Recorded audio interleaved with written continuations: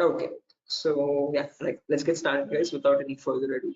Before that, a quick formal introduction on my end. My name is Mohammed Shoaib, and I'm a cybersecurity trainer certified from EC Council. EC Council is the leading organization for cybersecurity domain certifications. Okay, and the demo that we have today is on the first foundational course called Certified Ethical Hacking. Okay, and the version of this course that is running at the moment is version 11, the latest one. Okay. So again, before we get started, this is a common question that I usually ask students, again, to understand their perspective on this topic. So again, guys, don't worry, even if you don't know the answer, or if you're not sure about it, still just try to initiate, and let's keep the session a bit interactive and fun rather than just keeping it one-sided. So a quick sample question, like according to you, in your perspective, what do you think hacking is? Anyone? Again, guys, don't worry, I am not asking for any definitive answers or exact to the point answers. Whatever comes to your mind, okay, whatever you think hacking is, please let me know. Anyone?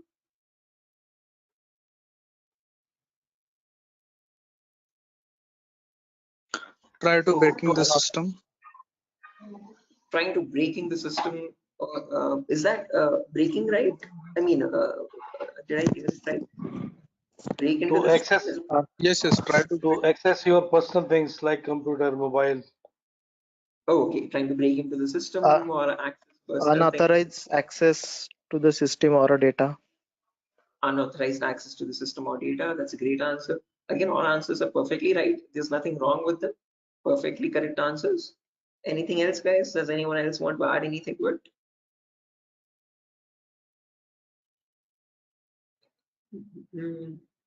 Right, perfect. No worries, guys. Thank you so much for those answers. Those are exactly right. There is nothing wrong with them. Okay, but if I had to just add upon that hacking, that definition, I would add it as hacking is the procedure of trying to gain access to information systems. Okay, these information systems could be anything. They could be from as small as a mobile phone to as big as a web application server or a database or the cloud organization as well.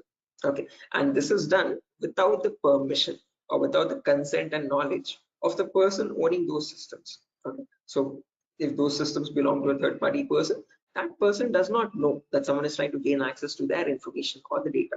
Okay, and this is usually performed by hackers for their own benefit. So once they get access to the systems, they can steal the data, destroy the data, or sell the data as well to other third party vendors. Okay. Now, depending on this definition, we easily understand that hacking is a malicious job. It is a criminalistic task.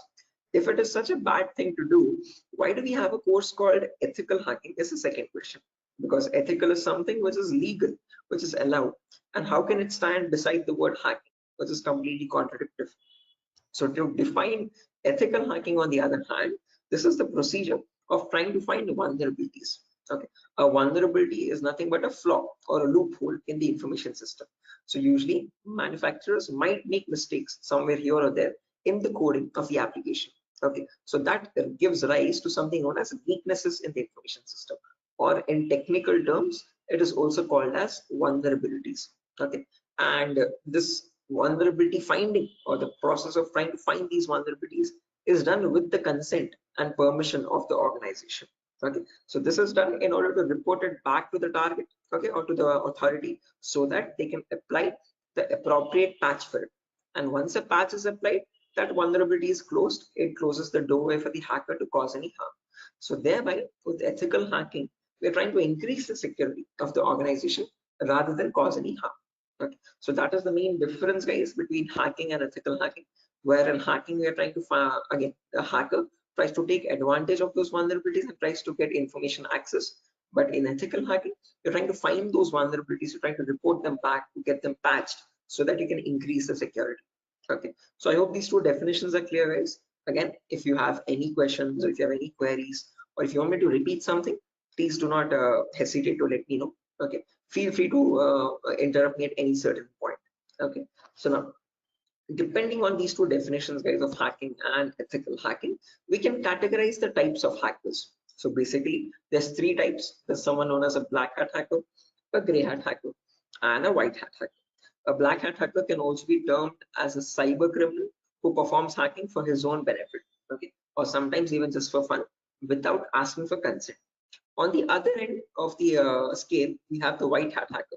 Okay, white hat hackers are also known as ethical hackers or penetration testers. These are the people who abide by the laws and policies of the organization, and they work hand in hand with them to find the vulnerabilities and report it back. They do that so that they can secure the infrastructure rather than causing any harm. Now, in between, there's a third category, also known as gray hat hackers. Now, from the name itself, you can figure out they have some qualities of the black hat hacker as well as the white hat hacker, hence a mixture. Okay, so like a black hat hacker, they don't ask for permission before finding the vulnerabilities, but once they find the vulnerability, they report it back to the organization. Okay, and that is done in return for a bounty. A bounty is nothing which benefits them. It could be a financial reward or a reputational reward, anything which benefits them or their careers. Right. So all these three types of hackers, whether it be a black hat hacker or a gray hat hacker or a white hat hacker, they perform hacking or ethical hacking in a certain number of steps. Okay. And those steps collectively are called as hacking cycle or cyber kill chain. Okay. Now let me list those steps out one by one so that we can have a clear picture of what the whole course is about, and then we'll briefly discuss about all of them. Okay, so you can ask your questions regarding those. Okay, so the first step that you perform in hacking cycle or cyber kill chain is known as information gathering. Now, certain organizations term this step in different names. They can also call it as reconnaissance or footprinting. Second step is known as scanning. It can also be referred to as enumeration. Third step is gaining access.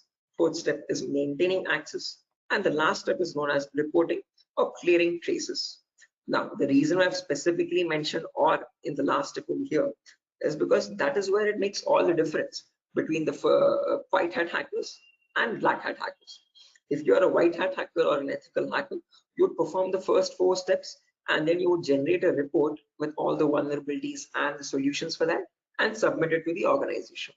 But if you're a black hat hacker, obviously you're not going to submit the vulnerabilities, but you're going to take advantage of them. You're going to attack the system, get access to the data, steal the data, and then remove all the evidences, which is nothing but clearing the traces or removing the footprints. Okay, so any questions or doubts, guys, up to this part before I proceed further into the technical part? Any queries or any confusion at the moment? Again, guys, I hope the audio and video is fine. Any issues with my audio or video? Okay. What is this enumeration, sir? Again, yeah, we'll be coming to that, guys. We'll discuss each of these steps one by one so you have a better understanding of what all of them are. Okay, at the moment, until now, here there are no questions, right? Because I guess there's some issues with the audio or video. Some people are exiting and rejoining again. Any issues, any technical issues with my audio or video at the moment? Okay, perfect. Sir, your voice is breaking. Oh, my voice is breaking. 1 second, guys.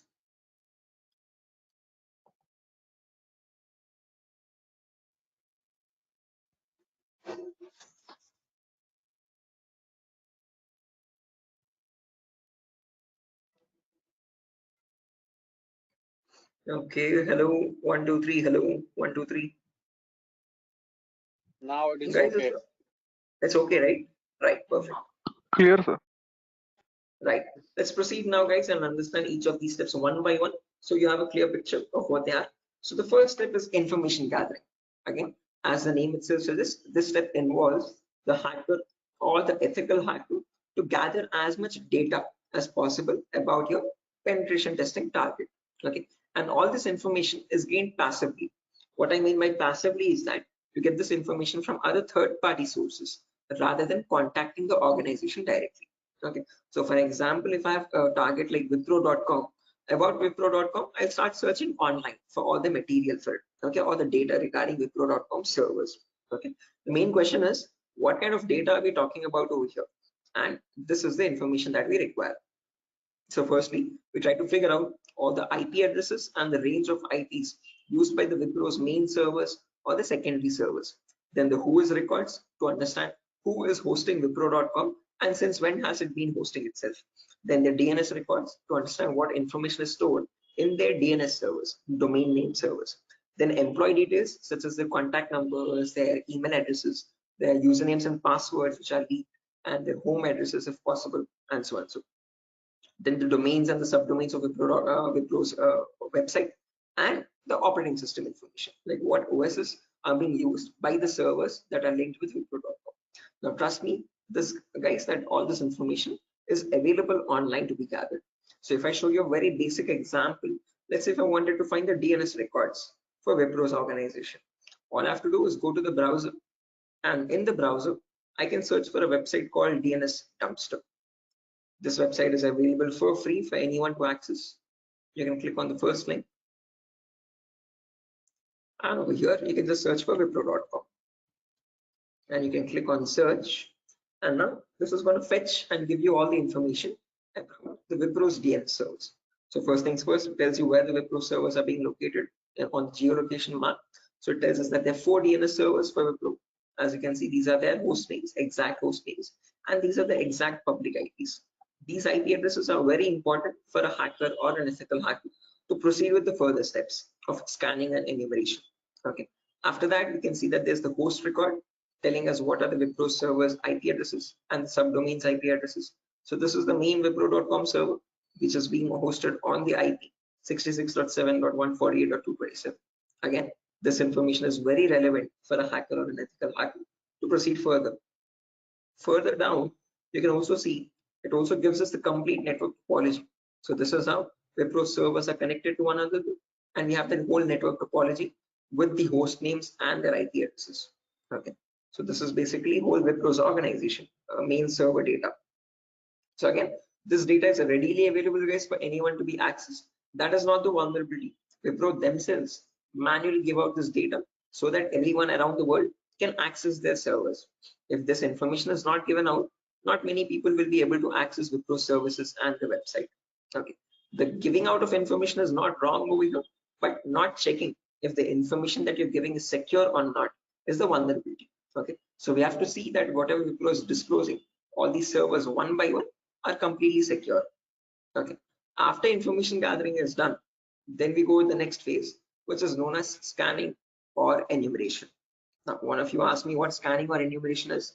This is nothing but trying to get some extra information about the target by making active connections. What I mean by active connections is that you will directly connect to Wipro servers, and from them you will try to fetch the information.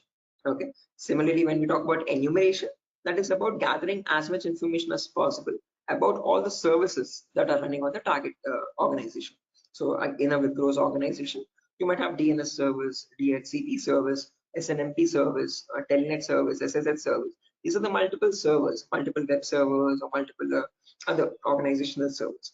So about each of that server, you need to get information, like what version of services are they running and what applications are they running. So enumeration is trying to gather information about all the servers one by one by making active connections with them.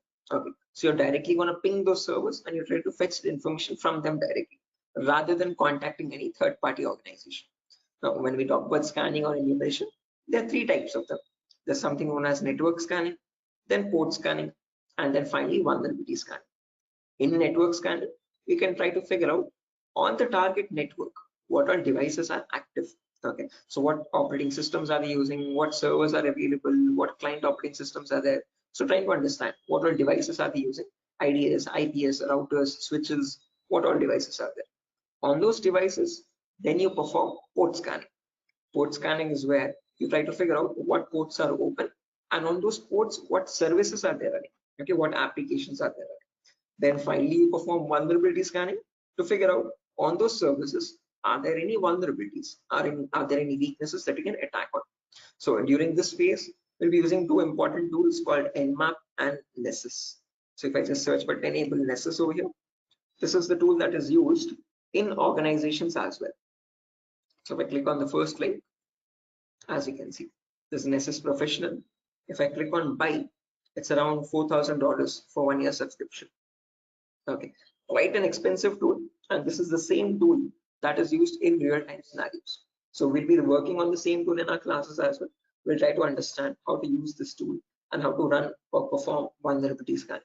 The reason why I'm showing you all this is just to make you understand that we will be using real-time scenario tools. Okay, whatever is used in organizations at the moment, we are up to date with those tools. Okay, after if I show you example, as you can see, I have the Nessus installed on my system over here. I'll show you how you can install on your system as well, and you can see you can perform various types of scans, and once you scan a system, it shows all the vulnerabilities one by one, the critical vulnerabilities or medium vulnerabilities, information based vulnerabilities. Again, don't get too confused, guys. We'll again learn how to understand this report. What are these vulnerabilities? What are these different levels of vulnerabilities? We'll understand all that. Okay, but basically Nessus is a tool which can perform network scanning or port scanning and try to understand what vulnerabilities are there on each and every system. So this is an automated tool. We learn how to perform automated testing and get a report from it. Once you get a report, you need to perform manual testing also. Okay, and that is nothing but our next phase, which is gaining access. Okay, so this is a huge concept. It covers a vast variety of topics, guys. We'll discuss them one by one. Okay, so the first topic that we'll be learning in gaining access is system hacking. So in system hacking, we'll understand how we can crack or bypass a Windows operating system password. So if you have Windows 7 or Windows 8 or Windows 10 or Windows 11, does not matter. Okay, whatever operating system you have, how do we crack that operating system? How do we get the information about their passwords? If you are unable to get the passwords, how can we bypass authentication and get access to the internal files is what we learn in system hacking. After that comes malware attacks. Malwares are nothing but, in short, malicious softwares. So we'll practically learn how to create each of these malwares, whether it be viruses or worms or trojans, spyware, whatever it be. We'll understand how malwares are generated and how we can protect our system from malwares. Or if there is a malware already installed, how can we detect that malware and prevent it from running further or causing any further harm. Okay, then there's a bonus topic called malware advanced. This is again not included in the CH curriculum. We have just added it as a bonus topic for students to have better understanding about malwares. In this, we'll be sharing the resources to understand how you can create your own malwares by using Python program. So just in case if you know Python, well and good. If not, also not an issue. We'll be sharing the resources as extra material to understand. So if you are interested in malware development also, this is a very important bonus topic for you. After that comes network penetration testing. In this, we'll learn all the common network attacks. So in a network, you have multiple, again, devices, IDS, IPS, multiple different types of servers like mail server or DNS servers, DHCP servers, SNMP servers, and so on. So we'll understand how to check for vulnerabilities on each of these servers. Along with that, we can perform a few attacks as well. Sniffing attack, man in the middle attack, denial of service attack, or distributed denial of service attacks, DDoS. Okay, and hacking Wi-Fi routers, trying to crack the password of Wi-Fi routers and getting access to those routers. All this comes under network penetration testing. Okay, all the common attacks that we can perform in a local network. After that comes social engineering, where we learn how hackers create fake websites. Okay, whether it be facebook.com, instagram.com, twitter.com, or flipkart.com. How are hackers creating fake login pages, and from those fake login pages, how are they getting the passwords, credentials? So we learn what phishing attacks are, what are the other social engineering attacks through which hackers manipulate victims into getting their passwords. Okay, so we learn all that, and we'll also understand how to prevent these attacks, how to distinguish between a fake page and an original page, and so. After that, we have web application pen testing. In this, we learn all the common vulnerabilities that exist on websites. So again, websites also have some weaknesses, okay, on which attackers can exploit and try to get access to the internal web server data or the internal database data, and so on. So to list out a few, there's vulnerabilities such as SQL injection, cross-site scripting, broken authentication, file upload vulnerability. Now, might sound very technical, guys, but these are the weaknesses using which hackers can get access to your information, to your passwords and usernames. Okay. After that, finally comes hacking mobile phones, where we learn how we can hack an Android phone and get access to that Android phone remotely. After gaining access is done, then we have maintaining access and maintaining access, reporting and clearing traces, where we learn how we can maintain persistent connections. So if the target is restarting his system or shutting it down and starting after a very long time, how do we get access to that data? how do you still stay connected to the victim machine, is what we learn in maintaining access. After that comes reporting of recurring traces, where I'll show you how you can generate a report and submit to your client or submit to your organization, or how do you remove the evidences. So this course is designed in such a way where we learn both the perspectives of a black hat hacker as well as a white hat hacker. Okay. And it's designed in a completely practical way, no theoretical nonsense. Every day we'll have a class for 1 hour where the first 20 minutes we'll discuss the theoretical part, understanding what that attack is or how to prevent that attack. And then the remaining 40 minutes we'll discuss the practical part of it, okay, with real-time scenario tools. To list out a few tools, we'll be using this tool such as Nessus, we'll be using Nmap, we'll be using Burpsuit, we'll be using the whole main Kali operating system, okay, which I have over here, as you can see. Okay. Before that, let me show the course content as well, guys, very quickly. So yeah, this is over here, the course content for the whole course. Okay, and the course is for a duration of 35 days, where we learn from the very basics itself. So most of the students ask this as a question, like, sir, are there any prerequisites? Do we need to learn something else separately? No, this course is designed in such a way where even a 10th standard student can come and learn the course for, without any trouble. Okay, because all the prerequisites are included in the course itself. So before we dive into the advanced concepts, there's a few prerequisites which we will cover. The first few introductory classes. First things first, we learn about networking basics.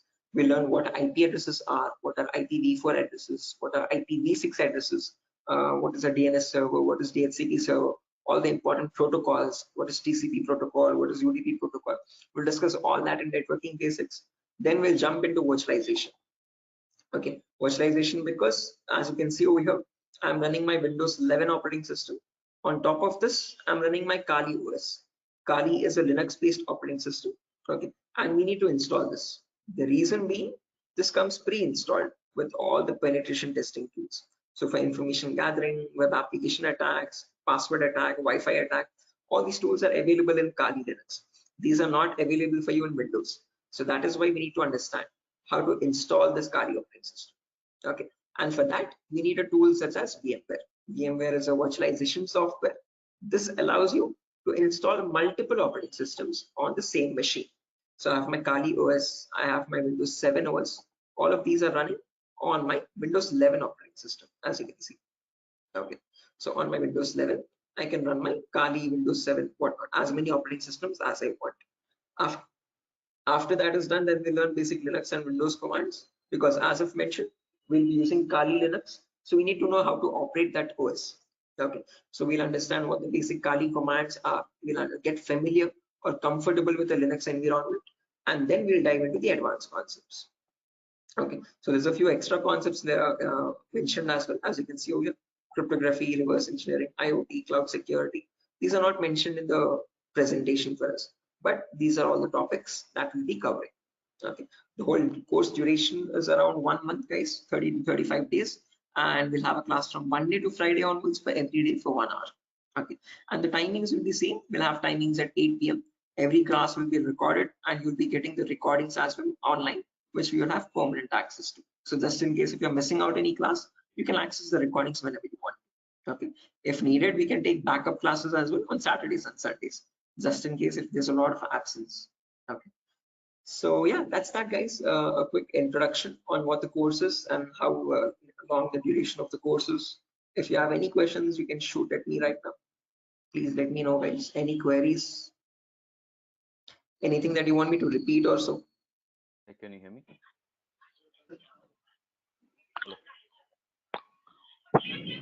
Hello. Yeah, hi. Sir, why we use that websites that you show before this PPT?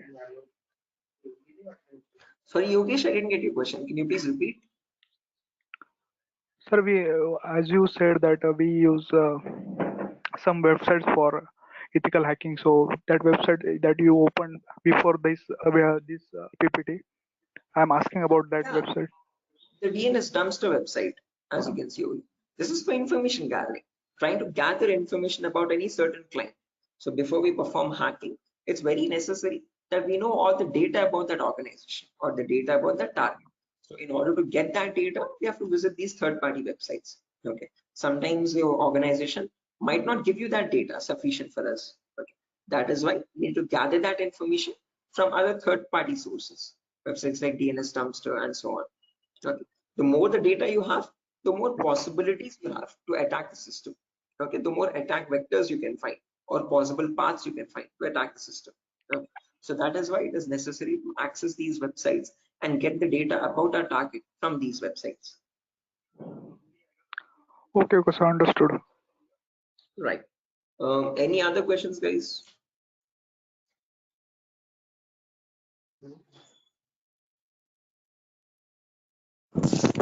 Sir, which type of penetration testing we are going to learn here? Again, CEH is a very comprehensive course, guys. We're not going to be going into any advanced level penetration testing, but we will learn all the kinds of, whether it be web application pen testing or network penetration testing or system hacking or Android pen testing. We'll be covering the basics of all of them. This is a course designed for people who are completely new to cybersecurity, and we can't leave out any endpoint. So we need to understand how to perform network security testing. We need to perform web security testing, Android security testing as well, and Windows or Linux security testing as well. So we'll be learning all of them one by one. Okay, we'll be covering each and every endpoint that is left, as you can see over here in the course content. Okay, but as I've mentioned, we won't be going in depth of all of them. We'll learn how to check for security vulnerabilities, basic vulnerabilities, and how to remediate them, how to remove those vulnerabilities. Okay, if you want to learn about any advanced after CEH is done, then you can go with advanced courses such as web application pen testing for bug bounty. This course is specifically designed only for website security testing. So in this, we'll be going with OWASP Top 10. Okay, this is an organization which gives you the list of necessary vulnerabilities that you have to test for, and this course only focuses on web applications, nothing else. Okay, so after CEH is done, then you can choose a specific domain, and depending on your interest, you can choose your specialization. Okay, whether it be website security or Android security or network security or cloud security and so on. So Okay, sir. Thank you. right. Any other questions, guys? No, sir. Right. Okay. After So course completion, certification provided. yes, if anyone is interested in writing the CEH certification as well, we provide support for that also. There's complete pass guarantee. So I usually handle the certifications myself. So if you're planning on writing a So this is certification, job guarantee. this is what? Sorry. Job guarantees. Sorry, I didn't get you guys. Can you please repeat that? Hello. After this course, his job is. He's asking Oh a yeah, placement assistance. job assistance. Again, guys, at Durgasoft, you're not going to be providing any confirm guarantee that we'll be placing you in an organization, but we'll be sharing your resume once you forward it to our consultancies. Okay, so in the price of 8,000 rupees, we are only including the course content with the course completion certificate. And if you're planning on writing a certification, we will give you certification support as well. Okay, so at that price of 8,000 rupees, we are not in contact with the complete job placement facility, but we do have few consultancies where we can give you your resumes too. Okay, once you're done with the resume preparation, I'll be helping you out in understanding how to create a resume as well, depending on a cybersecurity profile. I'll be also sharing the common interview questions, and I have a few references as well to whom I can forward your resumes. Okay, and again, we will be giving you the interview calls, and you can start attending interviews over there. Okay, again, it depends on your skill set and your practice on how well you do the interview. So we don't guarantee anything, but we will definitely show you where you can start applying. If it's necessary, I can just give you one source now itself. You can, after your course is done, this is the common website that I usually suggest for students, jobs.null.community. This is a website only specifically for cybersecurity job roles. Okay, nothing else. As you can see, null jobs. This is the website. Okay, and these are all the different domains, and you can start searching over here. So if you're a complete fresher, just click on freshers or internships, and these are at the moment these are the available placements. Okay, so for internships, okay, if you're not into internships, you want a specific job role, you can start applying for VAPT, vulnerability assessment and pen testing. These are the ones at the moment for cybersecurity. After the course is done, you can start applying over here also. So this is one website that I suggest to most of the students once the course is done, to start applying for jobs. Okay, so again, how well you do, it depends on your skill set and your practicing, guys. Okay, and this website is specifically only for cybersecurity jobs, nothing else. Okay, any other questions, guys? No, sir. Thank you. Right, again, if you practice properly and if you're done with the course, guys, and if you're thorough with all the concepts, getting a job in these portals is not that tough. Okay, there's a lot of students from our previous batches as well who have searched for jobs in this nuns.job.co.in, and they found their internships and their jobs. Okay, so again, as I've mentioned, once you sit for the interview, it's all on you.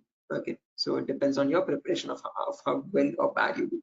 So we can't guarantee anything, okay, because that's on your skill set, but we can at least show you where you can start applying for jobs. Okay, so yeah, that's that, guys. Nothing further for our session today. And yeah, if you have any queries, again, over here is my number, just in case if you have any queries, technical queries, you can let me know. This is the number over here, 768-006-9768. Hello. Hello. Yeah, I can hear you. Prabin, I can hear you.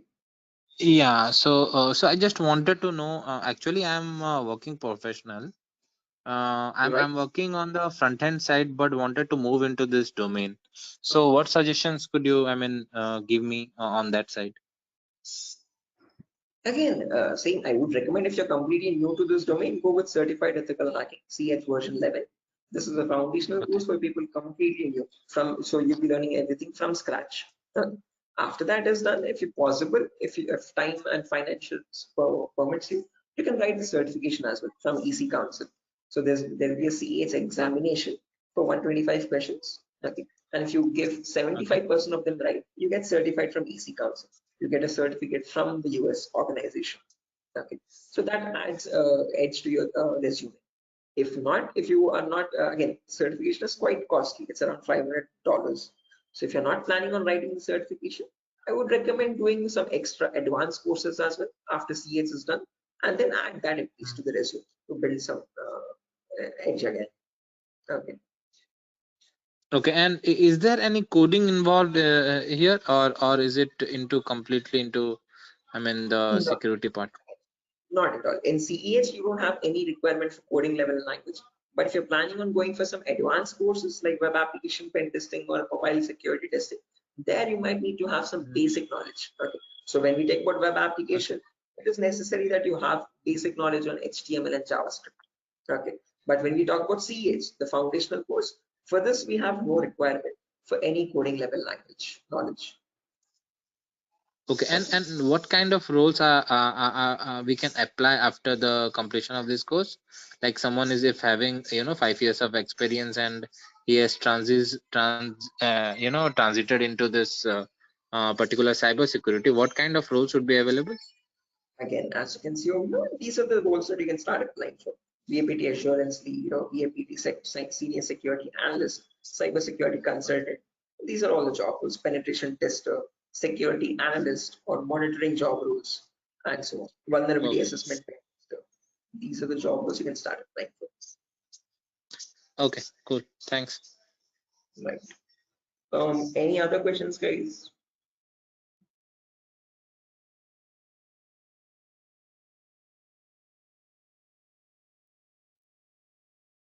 Right.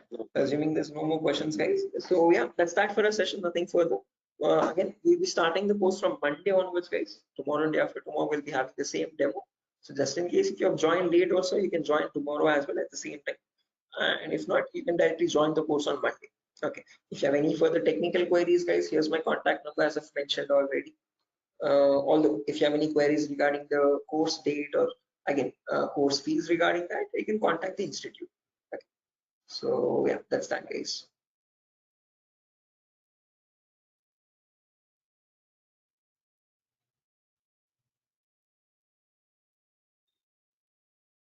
Sure. So I'm gonna be exiting, guys. I hope you have enjoyed the demo. And yeah, if there's any queries, please do let us know how we can help you. Okay. Have a good day, and I'll see you soon. Bye bye.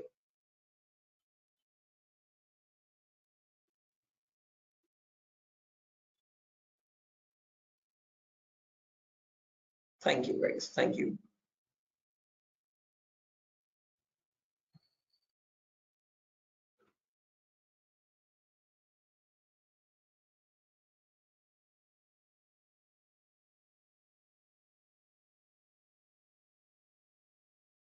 Okay. Hello, guys. Can you hear me now? Biswajit Singh, Rakesh, Ravikiran, Maman, Shiva, Sujata. I hope I'm audible now, guys. Yeah, Biswajit. Can you hear me now? Yes, we can. Right, perfect. So let's just wait for 2 more minutes, guys, for the other people to join as well. And then we'll be starting the session.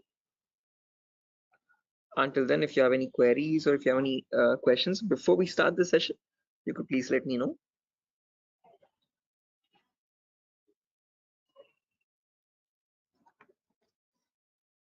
So, Yes, I excuse can me, hear sir. you. Yeah. So is this the same demo was on Sunday? Yes, the same demo itself, guys. Oh, okay. I have attended on Sunday, so I thought it would be some different or what. No, Okay. it's the same demo, guys. A shorter version of that same demo. Again, we'll be starting the live classes, or for the course is going to start from Monday onwards. So just in case we're planning on joining the course, you can join from Monday. The first class will be on networking concepts. Okay, thank you, sir. Tomorrow as well, we'll have one last demo. So Thursday and Friday, today and tomorrow will be the last demo sessions, just in case if students have missed out the previous demos, they can join. That's one last chance for them. And then from Monday, we'll be starting the course itself. Yeah, okay. So just in case, guys, if there's anyone who has already attended this demo session, again, just a heads up, this is going to be the same demo. It's not going to be any different from the previous ones. Okay, this is just backup sessions or backup demos for people who could not join earlier. Okay. Okay. Thank you, sir. Sure.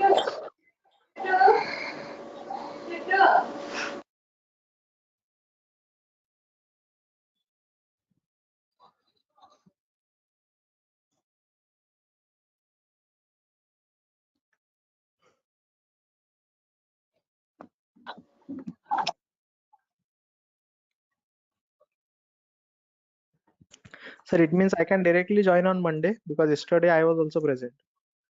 Yeah, sure, guys. Again, as I've mentioned, it's the same demo. It's not gonna be any different. So this is only for people who are completely new to it, who have not attended the previous demo sessions. So if you have already attended the demo session, guys, you can join back on Monday itself directly. Okay, and the timing will be same at 8 p.m. Same time, 8 o'clock in the night. Okay, thank you. Sure. Okay, guys, so let's get started without any further ado. Before I get started, a quick formal introduction on my end. My name is Mohammed Shoaib. I'm a cybersecurity trainer certified from EC Council. EC Council is the leading organization for cybersecurity domain certifications. Okay, and one of the courses that it provides for people who are completely new to this domain is Certified Ethical Hacking version 11. This is the latest version of the course that is running at the moment, and this is a course designed in such a way for people who are completely new to this domain. So if you have no knowledge about what cybersecurity is or what hacking or ethical hacking is, this is the course to get started with. Okay. So before I proceed further, this is a common question that I usually ask all the students just to understand their perspective on this topic. So again, guys, let's keep the session a bit interactive and fun. So my first question to you is to understand what your perspective is on hacking. So again, not asking for exact definitive answers, guys, but just to understand your view on it. Okay, so whatever comes to your mind, please do let me know. In your terms, what do you think hacking is? Anyone? There's Biswajit, there's Maman, Rakesh, who else? Shafiuddin, Shiva. Hello, Yeah, Biswajit, I can hear you. sir. Actually, according to me, hacking means to hack the information of organization or any Okay. systems. Right, yeah, hacking information or getting access to the information of organization systems. That's a good answer, Biswajit. Anyone else, guys, who wants to add anything to that? That's a perfectly right answer. There's nothing wrong in it at all. Perfectly all right. Any other additions to that, guys? Anyone who wants to append anything to that answer?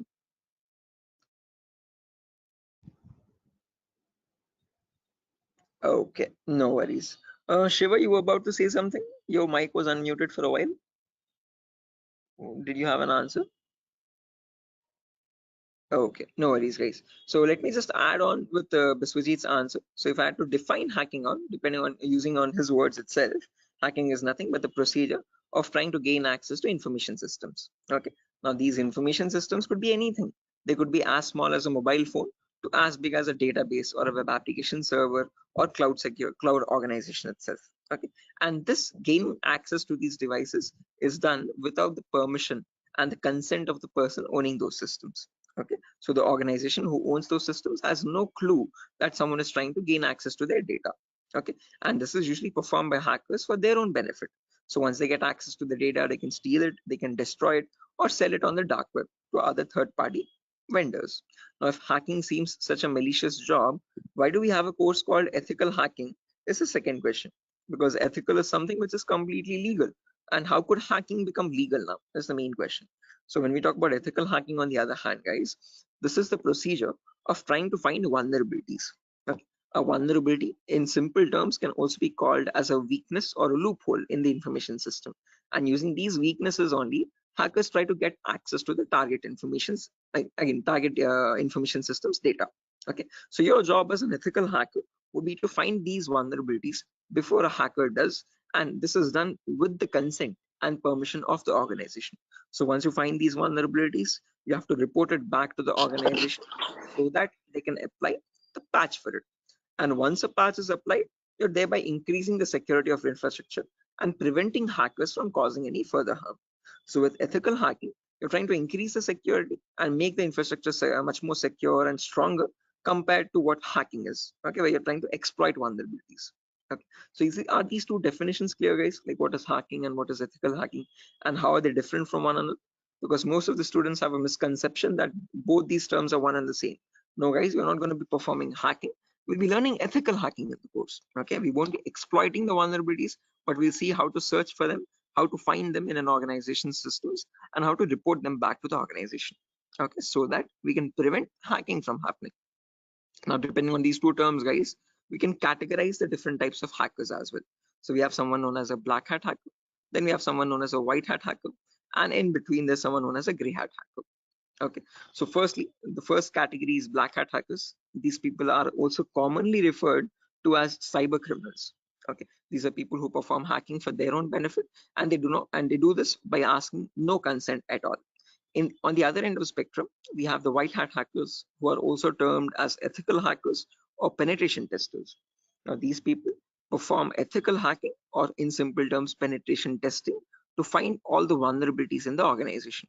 And they do this by asking for consent and by following all the laws and policies set by the organization. So they do not cross any line, they do not perform exploitation of any vulnerabilities, they only work to increase the security of the organization.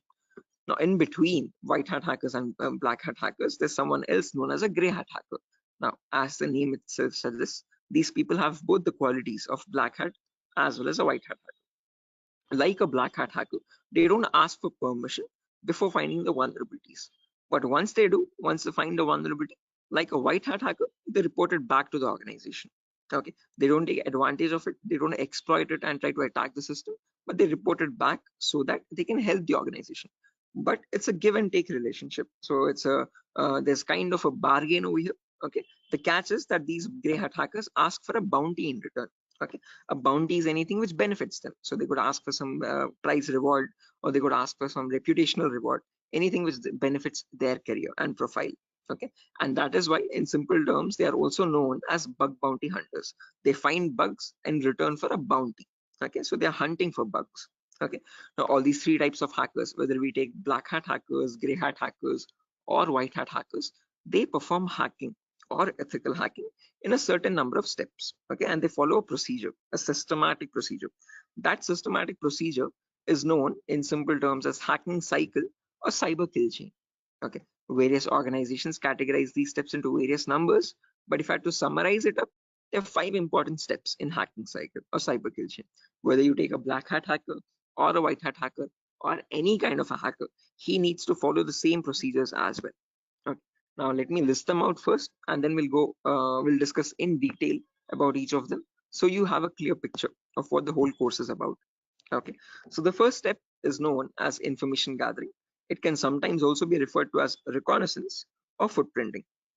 So they are one and the same term, guys. Don't get confused. Various organizations use various terminologies. But whether you hear information gathering or reconnaissance or footprinting, all the three terms are one and the same. After that, you have scanning, which can also be referred to as enumeration. Then you have gaining access. Then you have maintaining access. And then finally, there's a reporting or clearing traces. Now, the reason why I've mentioned or over here in the last step in capitals is because to make it a note to understand that this is the only step where you have a difference between black hat hackers and white hat hackers.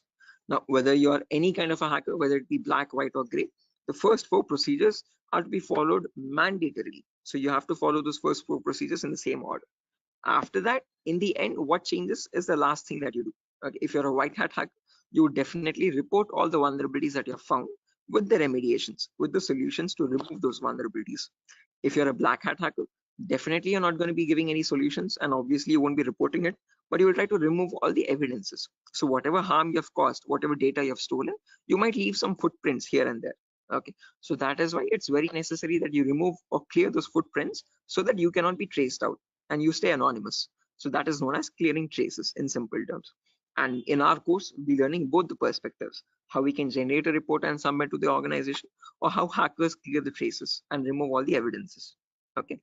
Now, let's briefly discuss about each of these one by one, guys, so you have a better idea on the whole course.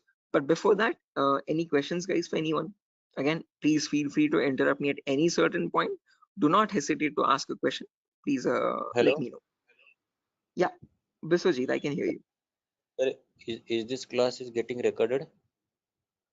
Yeah, this will be recorded, definitely. Every single class that we take will be recorded and it will be uploaded to the Google Drive. So even once we start our course as well, the whole duration of the course, every single day we'll take a 1 hour class, and each class will be recorded and uploaded to the Google Drive.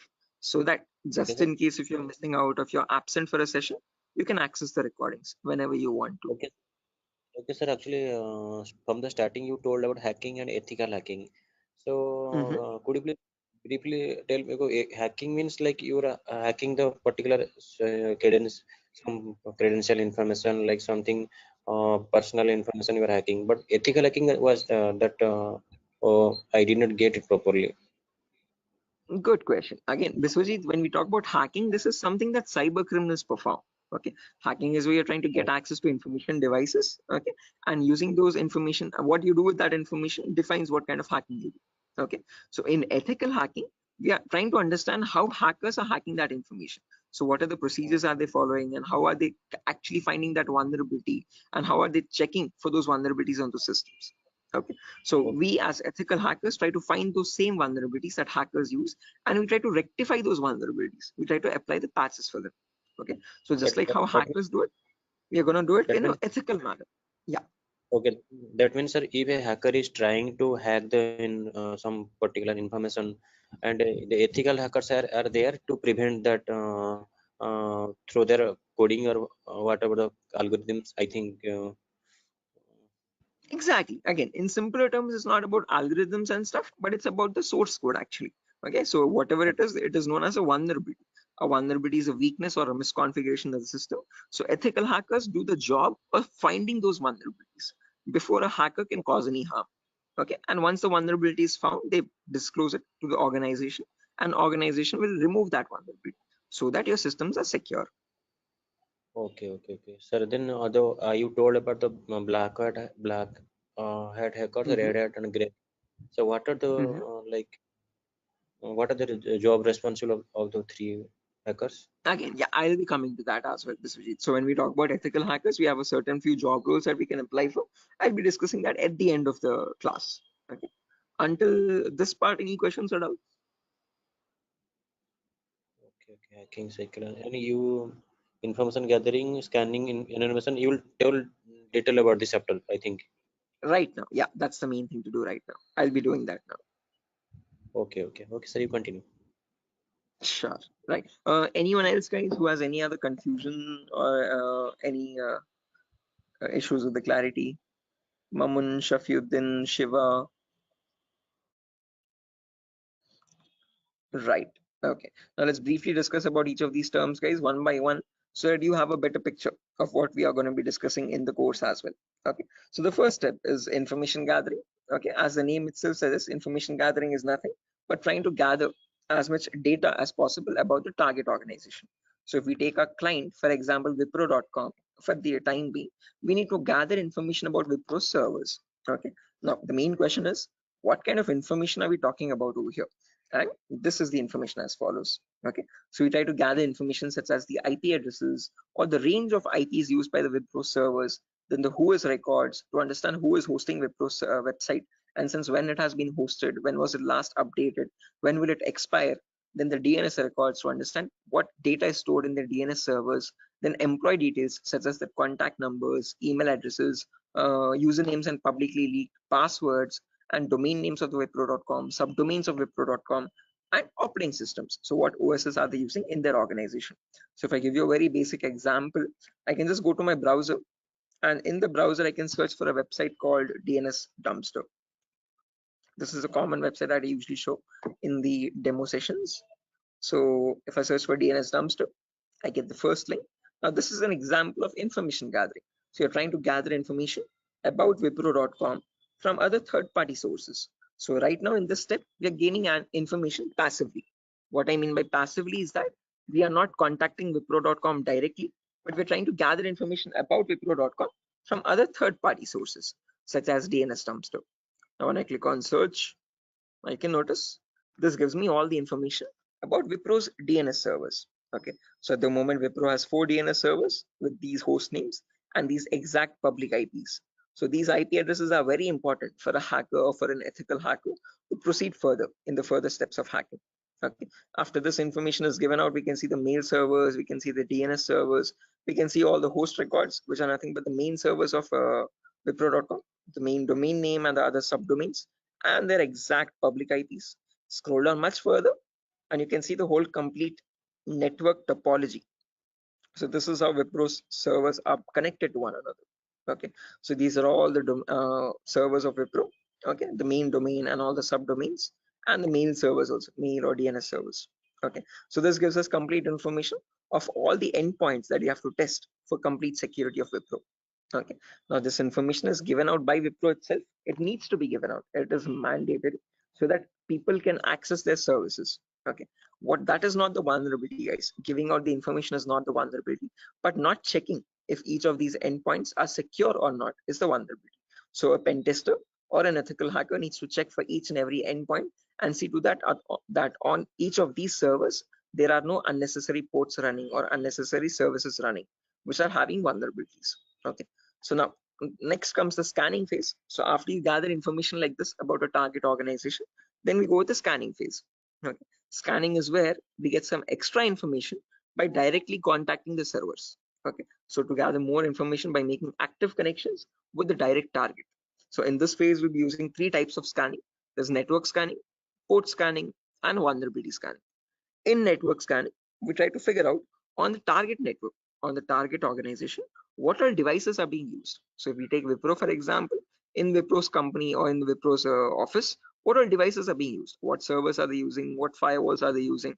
What IDS, intrusion detection systems or intrusion prevention systems are they using? And what all services are they using? DNS, DHCP, and so on and so. Okay, once we know that, then we perform port scanning to figure out all the services as well and their version details. So if they're using DNS service, what version of DNS are they using? If they're using mail services, what mail services are they using and what versions are they? Okay. Finally, perform vulnerability scanning to find the weaknesses on those servers. So if there's any application with an inbuilt weakness, or if there are any misconfigurations like weak password or default unnecessary ports open, all that comes under vulnerabilities. So we scan for vulnerabilities by using some automated tools. Okay. So if I go to the browser now, I can show you one of the very important tools, which is Tenable Nessus. So this is the same tool that is used in organizations, guys. As you can see over here, quite an expensive tool as well. If you click on buy, You can say it's around $4,000 or so for 1 year subscription, and we shall be using the same tool in our lab setup in our classes. So let me show you how the tool looks like. Admin password. Yes. So again, default password, default credentials, policies, scan templates. So this is how your Nessus tool looks like, guys. So this is capable of performing your network scan or port scan or vulnerability scan, and gives you the list of vulnerabilities. So once you perform a scan, it shows you in your network whatever devices are there, what vulnerabilities are there on those devices.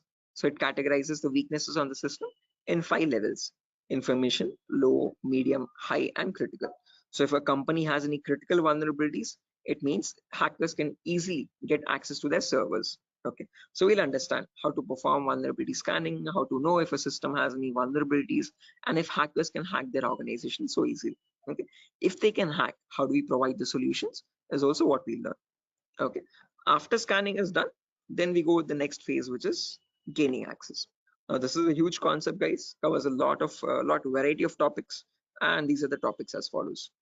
Before I proceed further, any questions or doubts up to this part, guys, in information gathering or scanning?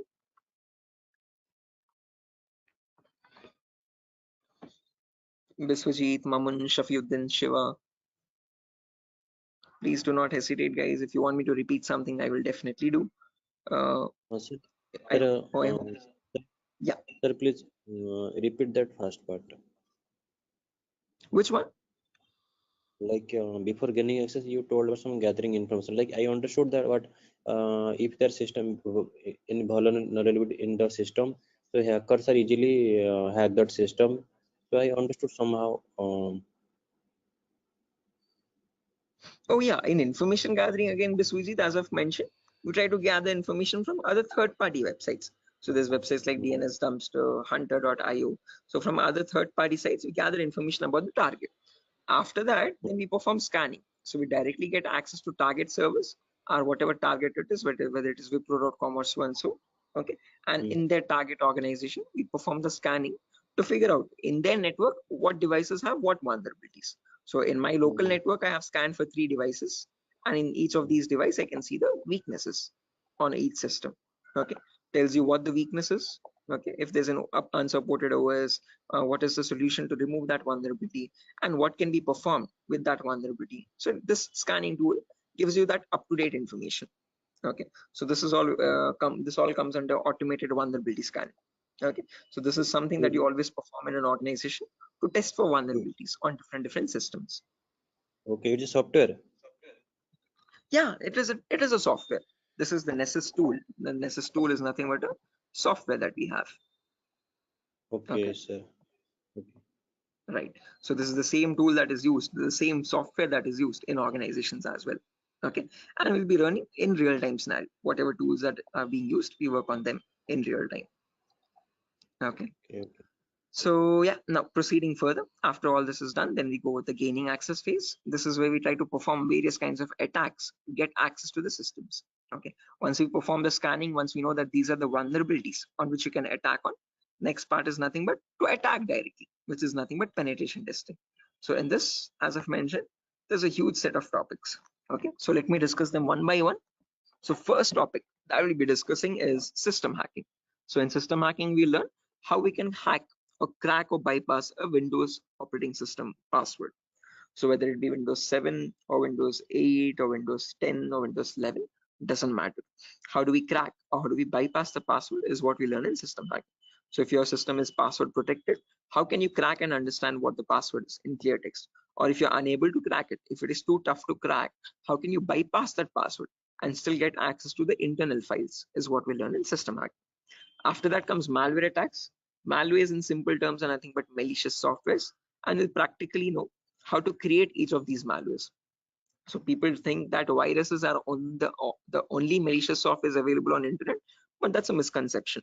We have multiple malicious softwares. We have viruses, we have worms, trojans, backdoors, spyware, rootkit, whatnot. There's tons and tons of malwares, and there's thousands and thousands of malwares added every single day. So we'll practically learn how to create each of these malwares and how to prevent our system from getting attacked by these malwares, or how to detect for malwares on our system. Then comes network penetration testing. Okay, In network pen testing, we learn all the common network vulnerabilities. Okay, so in an organization, in a local network, there are multiple services. There's DNS service, Telnet service, SMTP service, DHCP service. These are all the services or protocols used in a common organization. So we learn how to test for weaknesses on each of these servers. And after that, we'll also learn how to perform network attacks like sniffing attack, man in the middle attack, DOS attacks, or hacking Wi-Fi routers and cracking Wi-Fi router passwords. All this comes under network pen testing. Then comes social engineering, where we learn how to crack passwords from websites.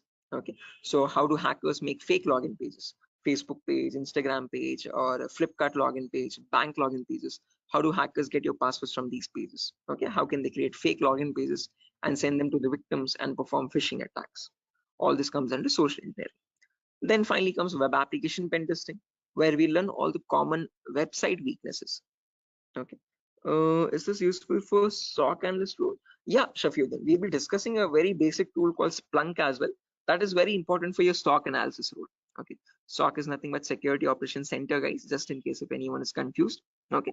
In SOC job roles, we usually see how to monitor and detect threats. Okay. Threats are nothing but attacks. Okay. So for that, we'll be discussing a very basic tool, a very important tool actually, but the very common tool used in SOC, which is Splunk.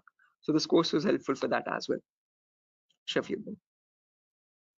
Okay, now after that, coming back to our topic, guys, as I've mentioned, we'll be discussing web application vulnerabilities, where we learn all the common website weaknesses. Now again, this might sound a bit technical, guys, okay, but these are a few common weaknesses that exist, such as SQL injection, cross-site scripting, broken authentication, file upload vulnerability, and so on. So these are the weaknesses that hackers use to get access to the web server, okay, or the databases in the backend. Okay, after that, we have hacking mobile phones, where we learn how to hack or crack an Android application phone. Okay, so how do we use Trojan attacks and get access to the Android phone remotely? Okay, after this is done, then we have two small topics, which are maintaining access and reporting or clearing traces. So this is the most important concept, guys, gaining access. After that, we need to know how to maintain persistent connections. So how do hackers maintain a connection even if the system restarts? Okay, is what is known as maintaining persistent connections. After that, we have reporting or clearing traces, where we'll see how to generate a report and submit to the organization. Or if you're a black hat hacker, how do they remove all the evidences? How do they clear the traces? Okay. Now, since not everyone is from a technical background or might not be from a technical background, we will discuss a few prerequisites as well. Okay. So the course is designed in such a way where you don't have to learn anything separately from outside. So if this is in a way to even a 10th standard student to understand this course in a simple and sufficient manner. Okay, so before we dive into all the advanced concepts, we'll be discussing these 4 prerequisites or 4 to 5 prerequisites. So first we'll learn basically what ethical hacking is, or how is it different from hacking. Then we learn virtualization. Okay. The reason why we need to learn about virtualization is because we'll be using a tool called VMware. So as you can see on my desktop, this is my Windows 11 operating system, and on this I have my VMware application. Okay, this VMware allows me to run multiple operating systems on one single machine. Okay, so as you can see, I can run my Kali OS, I can run my Windows 7 OS, Ubuntu OS, and so on and so. Okay, the reason why we need virtualization is because we need to run something known as Kali Linux. This is a Linux operating system, guys. Okay, and this is very important for us because this comes pre-installed with all the penetration testing tools. Okay, for hacking tools or ethical hacking tools. As you can see over here, there's information gathering tools, there's web application testing tools, there's password attacking tools, Wi-Fi attacking tools, and so on. So these are the tools that specifically come only with Linux OS. Okay, they're not available in your Windows operating system. So that is why we need to know how to install this operating system and how to use this out. Okay, again, one good thing is this is completely free and open source. Anyone can download this operating system from the official website kali.org. Kali.org. Okay, so how to download this and how to install this is what we learn in the virtualization class. After that is done, then we will go with basic Linux and Windows commands. So as I've mentioned, Kali is a Linux OS. So we need to understand how to use a Linux operating system. What are the basic commands in Linux and how is it different from Windows operating system? After that, we learn basic Windows server configuration, how to configure a DNS server, how to configure a web server in Linux, in Windows OS. Okay, and after all that is done, then we go with the important concepts. Okay, information gathering, scanning, enumeration, then gaining access, maintaining access, all that comes after that. Okay, so until these concepts are done, then you'll be ready for all the advanced concepts. So this is designed in such a way where you don't have to learn anything separately from anywhere else. Okay, so after that, again, there's a few bonus concepts as well, guys, such as cryptography, reverse engineering, IoT, cloud security, Splunk. So these are not included in other institutes. Okay, these are a few concepts that we have specifically designed in such a way so that you can proceed further and learn advanced courses as well if you're interested. Okay, so yeah, that's that, guys. Again, one last thing, the whole course is for a duration of 1 month, where you'll have classes from Monday to Friday every day for 1 hour. Okay, and every class will be recorded and it will be uploaded to Google Drive. So just in case if you're missing out any classes, you can access the recordings as well. Okay, so yeah, that's that, guys. Any questions on your end? Yeah, Biswajit, you were asking me one question, asking about the job roles, I guess. So once you're done with the course, you can start applying for job roles like SOC analyst, vulnerability assessment tester, or penetration tester, or again, security engineer, and so and so. Okay, so these are the job roles that you can apply for once you're done with the course. Actually, I have taken this course on. I was just learning this course just to get a job in that ethical hacking, like information security, and in any IT company. So actually, sir, as I came to know that, sir, is there any like coding algorithm required to just like to do such kind of activity in Good ethical question. hacking? Great question. This is a very common question that is frequently asked by students, that do we need any coding knowledge required for this course? Definitely not. So, sir, in CEH we will be discussing again. We will be primarily focusing on Linux operating systems. So we need to know how to use a Linux OS properly. Okay, so that is the only requirement which we will be learning throughout the course. Okay. Other than that, you do not require any coding level language knowledge at all. Okay, so coding or development knowledge is not at all necessary. Wherever it is, we will be discussing that basic necessity of it. Okay, so there are certain topics where we have a topic called malwares. So in this we learn how to create malwares. Okay, so in that one topic will require basic coding language knowledge, but again, that itself I will myself be teaching it. Okay, so you don't need to learn anything separately from anywhere else. And other than that, this one topic malware, we won't be using coding language at all anywhere. Mhm. So Ajay, so actually I am doing job in Linux support, like technical support. That's great. This is going to be a lot easier for you then. Mm. So actually that's why I want to change my career, change my like next job into information security on the doing ethical hacking courses. Yes, I one more thing that, sir, is there is it necessary to get the certification on ethical hacking, like you have done something Right. Again, it gives an edge, Biswajit. It's better to have a certification. If you're not going with certification, I would recommend you learn a few extra courses as well. Okay. After certified ethical hacking is done, then go with one advanced course, one specialization course like network security or web application security or so and so. So that will add you some much more value to your certification. Okay. So into your resume actually. Okay. So it's better to have certification, but if you're not having certification, just to increase or broaden your skill set, learn an extra course after CH in cybersecurity itself. Okay, there's many streams. Okay, we provide web application security as well, testing. So you can join this course as well, just in case if you're not doing a certification. Okay. Okay. So after that, web application security is another course. Yes. Okay. So in this course syllabus, sir, what we will learn totally overall, what we learn, how much we can work in a company. Again, as I've mentioned, CH is the foundational course, so you'll be learning about all the endpoints. So you won't be focusing on one of them, but all the comprehensively all endpoints. So we'll learn network security also, we'll learn wireless security also, we'll learn Windows and Linux hacking also, we'll learn Android security also, and we'll learn web application security also. But in CH, one thing is you are going to be like a master of, jack of all trades, master of none. So you're not going in deep, you're not specializing in any one of the fields, you're learning about all the fields. After that, you can choose one specialization and you can focus on that. You can either go towards web security or cloud security or network security. Depends on your interest. Okay. Understood, sir. Right. Then that will the final and long term career. Long term, yes. Okay. To get started first, usually in cybersecurity, you usually get monitoring job roles for a few months. Okay. After that, Okay. then you can go into deeper course. Mamun, are you going to teach all security courses? Yeah, I'm the same tutor, Mamun. So after CEH is done, if you're planning on going with cloud security or web application security, we provide those as well. At the moment, mobile and network is not included, but just in case, since student, there's a huge boom, there's a huge requirement for web application. So that also I provide. Okay. Okay, sir. You can go with 1 year experience, Shafiuddin, not more than that with CEH. But if you like add a few more courses after that, like after CH, if you do web application and also, you can add a couple years experience, like 2 or 3 years of experience as well. Okay, because you need to know more tools with such years, which that huge years of experience. They will ask you what tools you have worked on. Okay, so it's better you have a few knowledge on those tools. So with more the courses, you get more experience with different tools. Okay, sir. So will you please help with practically all the things? Again, the whole course. Oh, is it back-to-back training? Yeah, Mahmood. Again, after the CH is done, I usually take separate classes for web application students as well who are interested to join that. Okay, so that will be a back-to-back session directly. Again, yeah, coming back to you, Biswajit, you were asking me something. What was the question again? I forgot. No, actually, I was asking, sir, what, sir? Forget. Anyway. I forgot as well. But let me try to recollect.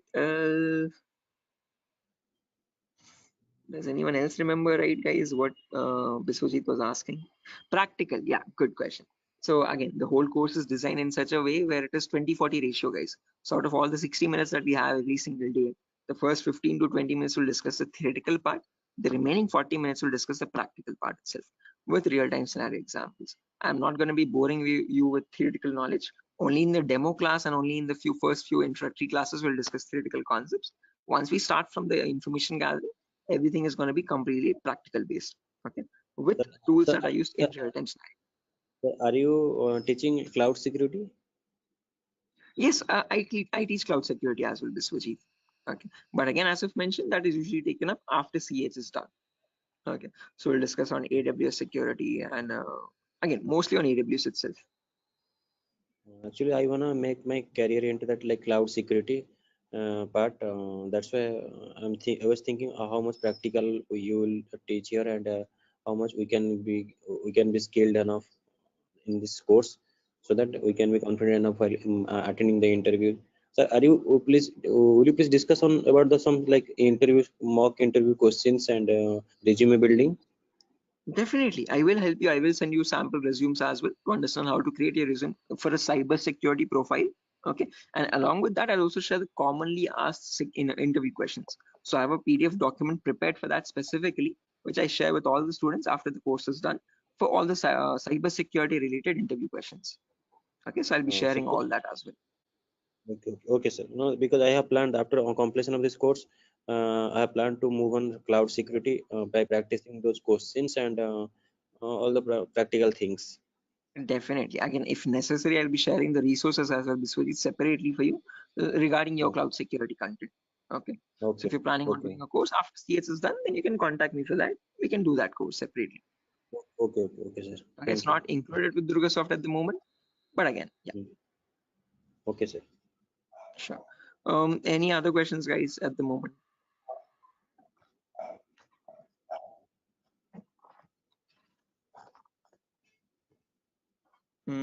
Okay, assuming there's no questions, guys, I'll be ending the session over here. And yeah, that was great interacting with you guys all, Biswajit, especially with you because you have asked a lot of questions. So I hope everything is clear and you have no more unresolved queries. Okay, And now yeah, I understood. I will follow that like recording also. If I got any doubts and demo sessions, I will ask you in the next class. definitely, sure, definitely. Again, guys, if necessary, here's my contact number as well, 76800697768. If you have any technical queries, you can contact me over here. If you have any queries what other technology we should know. Again, Mamun, as I've mentioned, it's better to have Linux knowledge, Linux commands knowledge, and how to use a Linux operating system, and basic networking knowledge. What are IP addresses, what are IPv4, what are IPv6 addresses. If you do not know these also, as I've mentioned, all these are included in the course itself. So these are the prerequisites which are required. But again, I have included them in the course just in case if you're not familiar with them. Okay. So there's no prerequisite for joining the course. All you need is a good laptop to run the practicals. Okay, minimum requirement would be at least an i3 processor, oldest to oldest i3 processor, and minimum to minimum 6 GB or 4 GB RAM. If you have 8 GB, that is recommendable. Okay, recommended. But if you have minimum 4, it might hang a bit, but it will work. Okay, so one important requirement is you need a laptop or a device for practicing, because we have a lot of practicals in the course. Okay, so other than that, nothing else is required. Okay, just interested mindset and a device to practice on. Those are the only 2 requirements for this course, nothing more. Okay. Right, so yeah, that's it guys, nothing further for the session today. If you're interested to join the course, you can join this from Monday. We'll be having the first class on Monday for networking concepts. Okay, and after that, yeah, tomorrow as well there's another demo session. So just in case if anyone is planning to join the demo again, you can join it tomorrow at the same time. If not, we'll be starting the course from Monday itself directly. Okay, thank you, sir. Okay guys, good day. Thank you for joining the session. It was great interacting with you, and I'll see you soon guys. Bye, have a good day. Thank you, sir. Good night. Thank you guys, good night.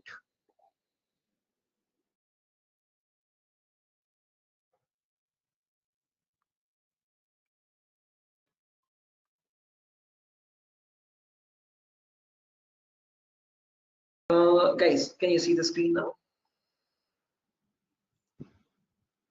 Yeah, I can see you now. Yes, sir. The Yes, it's visible. Sujata, Sogat. Yes, sir, it's visible. Right, perfect. Thanks. Okay, how many people are there? Kiran, Rakesh, Biswajit, Prashant, Shiva, Sogat. Okay, perfect.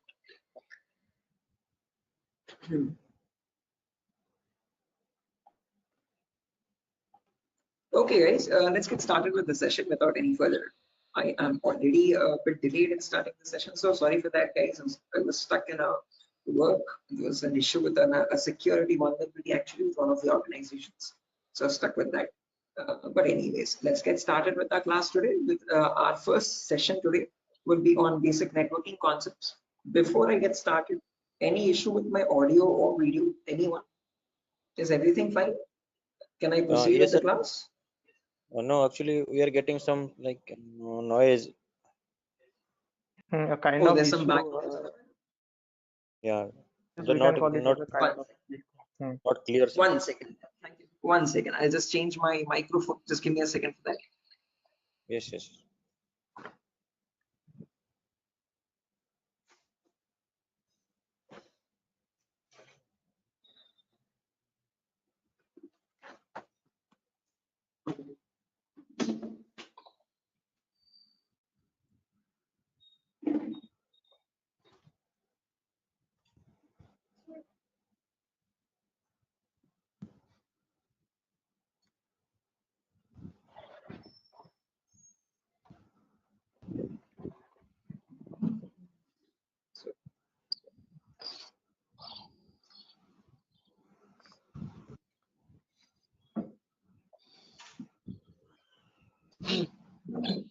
Okay. How does it sound now, guys?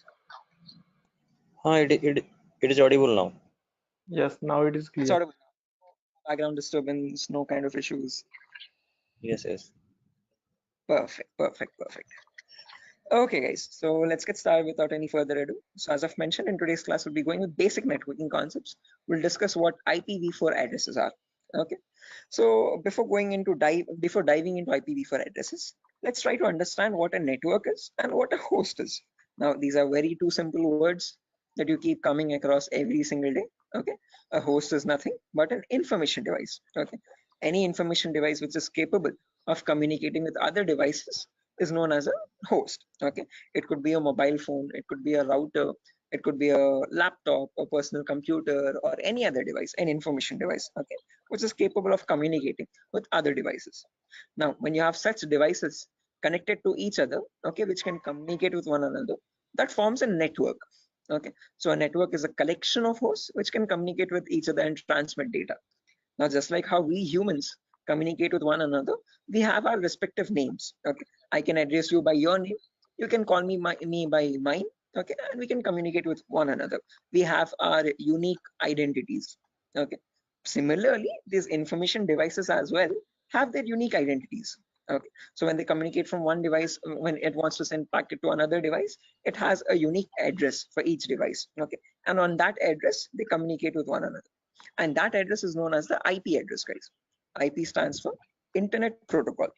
This was built by the US military late in the 1950s or 1960s, okay, and there was IP version 1, IP version 2, IP version 3. All these were unsuccessful attempts. They were you could say experimental. What successfully worked out was the IP version 4, and we are still using that in today's world also. IP version 4 in simple terms is Internet Protocol version 4, okay, and that is what we'll be discussing about in today's class, okay. Anyone here who already knows about IPv4 addresses and who's familiar with these networking concepts? No, sir. Anyone? I'm not familiar, but I know the any some, like whenever I was doing programming, networking programming in college days. So since the networking, I know how to join the socket networking programming. I know some networking IP address, and also I've studied through MCA curriculum. So Right. Okay, perfect. No worries, guys. Just in case, even if you don't have any idea, we'll be going from the very basics, okay, from the binary itself, okay, to understand what these IP addresses are. Just as a information question, I just wanted to know if anyone was familiar. If not, also don't worry at all. Okay. So I hope you know why we need IP addresses, guys. IP addresses are nothing but acting as an identity for each device. Just like how we have our names, you can address me by mine, I can call you by yours. Similarly, devices communicate with one another depending on IP address. Okay. Now, how does this IP address look like? Okay. Our names have alphabets in them: SHOAIB, SIVA, Shiva, and so on. So, but IP addresses are completely numeric based. Okay. Specifically IPv4. Okay. IPv4 are completely numerical or decimal addresses. Okay. It's a 32-bit address, first property. Now, what is a bit? A bit is nothing but the smallest data format. Okay. It comprises of either 0 or 1. Okay, and your IPv4 address is a 32-bit address. What I mean by 32 is that it contains 32 zeros and ones like these consecutively. Okay, and these 32 zeros and ones are divided into 4 equal parts. Each part is known as a octet. Okay, octa in the sense 8 bits. Okay, so you have 4 parts, it's 8 bits each. Okay, and each of this is known as a octet. In simple terms, it can also be called as a byte. Okay, and each octet or each byte is separated by a dot symbol. This is how computers know IP addresses to be like. Okay, this language is known as the binary language of zeros and ones, and your computers or information devices all communicate on binary language only. But for us humans, it's quite tough to understand binary. Okay, so we can calculate it now. If you're quite familiar, if you have some experience, you can calculate binary in your mind itself. But looking at it and understanding it's quite tough. Okay, so in today's class, we'll understand how we can convert any binary number to a human readable format, to a decimal number. Okay, decimal numbers are from 0 to 9. Okay, these are human readable, what we use regularly from day-to-day life. Okay, what computers communicate on is binary data. Okay, so today we'll understand how to convert binary data to decimal data and how we can range the IP addresses. Okay, before that, a quick introduction on data formats. As I've mentioned, one bit is nothing but a value of 0 or 1. When you combine 8 such bits, that becomes a byte. Okay, in simple terms, it can also be called as an octet. When you combine 1024 bytes, that becomes a kilobyte. Your textpad files, your contact applications and all these are in kilobytes of data. Okay, when you combine 1024 kilobytes, that becomes a megabyte. Okay, your PDF documents or your music files are in megabytes of data. 1024 megabytes becomes a gigabyte. Okay, your movie files or larger softwares are in gigabytes. 1024 gigabytes becomes a terabyte. Your hard disk is in terabyte storage data, and 1024 terabytes becomes a petabyte. We have never used petabytes until now. This petabyte data is usually used by cloud organizations. Okay, OneDrive, Google Cloud, blah blah blah. Okay, now let's understand how to convert this bit data or binary data into decimal data. Okay, so what I've done is I've taken down this first octet over here, 10101010, and I've written it down over here, as you can see, in an expanded format. Now to convert this, there are two simple methods.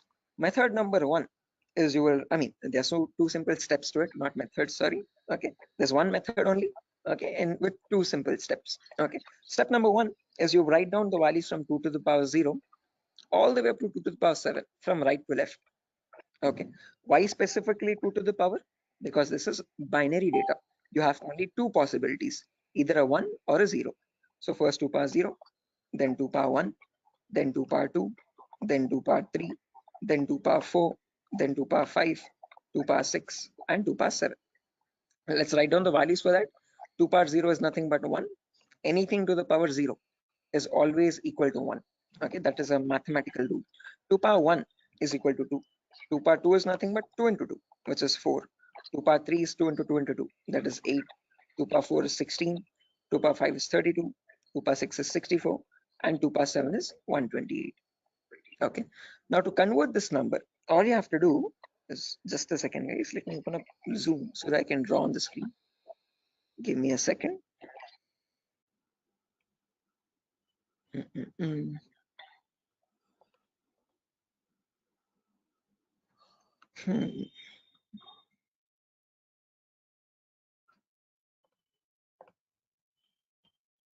Right, perfect. So when you want to convert any number from binary to decimal, first things first, you have to write down these numbers. Then you multiply the lower number with the top one and add with the next one. As simple as that. Multiply, add, multiply, add, multiply, add. This goes on till the last step. Okay, so firstly 2 power 0 into 0. Anything into 0 is 0 itself. So I've written 0 over here. Then 2 power 1 into 1. That is 2 power 1 is 2. As you can see, I've written the value over here. Into 1 is the value itself, 2. 2 power 2 is 4. 4 into 0 again, we have 0. 2 power 3 is 8. 8 into 1, 8 again. 2 power 4 into 0, 0. 2 power 5 into 1, 32. 2 power 6 into 0, 0. And 2 power 7 into 1, that's 128. Now when I add all this up, 128 plus 32 plus 8 plus 2, that becomes 170. So when we humans read the number 170, the computer does not understand it like 170. It understands it like 10101010, something like on signal, off signal, on signal, off signal, on signal, off signal, on, off, like that 4 times. Okay. So is this clear, guys? Any questions or doubts up to this part? Like how we have converted this binary number to a decimal number? How we know that 170 is equal to 10101010? Any questions for anyone? Again, guys, if you have any questions or doubts, please feel free to raise your hand or let me know. You can interrupt me at any certain point. Okay, no issues at all. If you want me to repeat a concept also, please do let me know. I will repeat it as many times as you want. Okay, so guys, any questions up to this part? How we have converted this binary number to a decimal number? Shiva, Sujata, Bharati, Tripti, Vidyadhar. Who else is there? Hello. Biswajit, Chaudhary, Prasad. Hello. Yeah, Biswajit. Sir, you spoke about binary to decimal conversion. Sorry, decimal to binary conversion. Am I right? No, binary to decimal. I've converted Binary. this number 10101010 to So decimal number 170. all the numbers was converted into binary as a decimal. All the binary number is converted into decimal 170. Right. This specific number 10101010. Okay. How did we do that? We wrote down these numbers 2 power 0 all the way up to 2 power 7. Multiply the lower number with the top one and add with the next one. Multiply and add, multiply and add, multiply and add. And that's how I got the final result as 170. So this 170 in binary is equal to 10101010. Right. Is this clear, Biswajit? Yes, I am clear. I know and I clear. Perfect. If everyone has understood this, guys, I have another number over here, as you can see, 01011010. Can everyone convert this value and give me the answer for that? Take your time. You have the table over here as well. Okay. And as I've mentioned, you need to multiply the row number with the top one and just go with the next. Multiply and add, multiply and add. Okay. Take your time, guys, and let me know.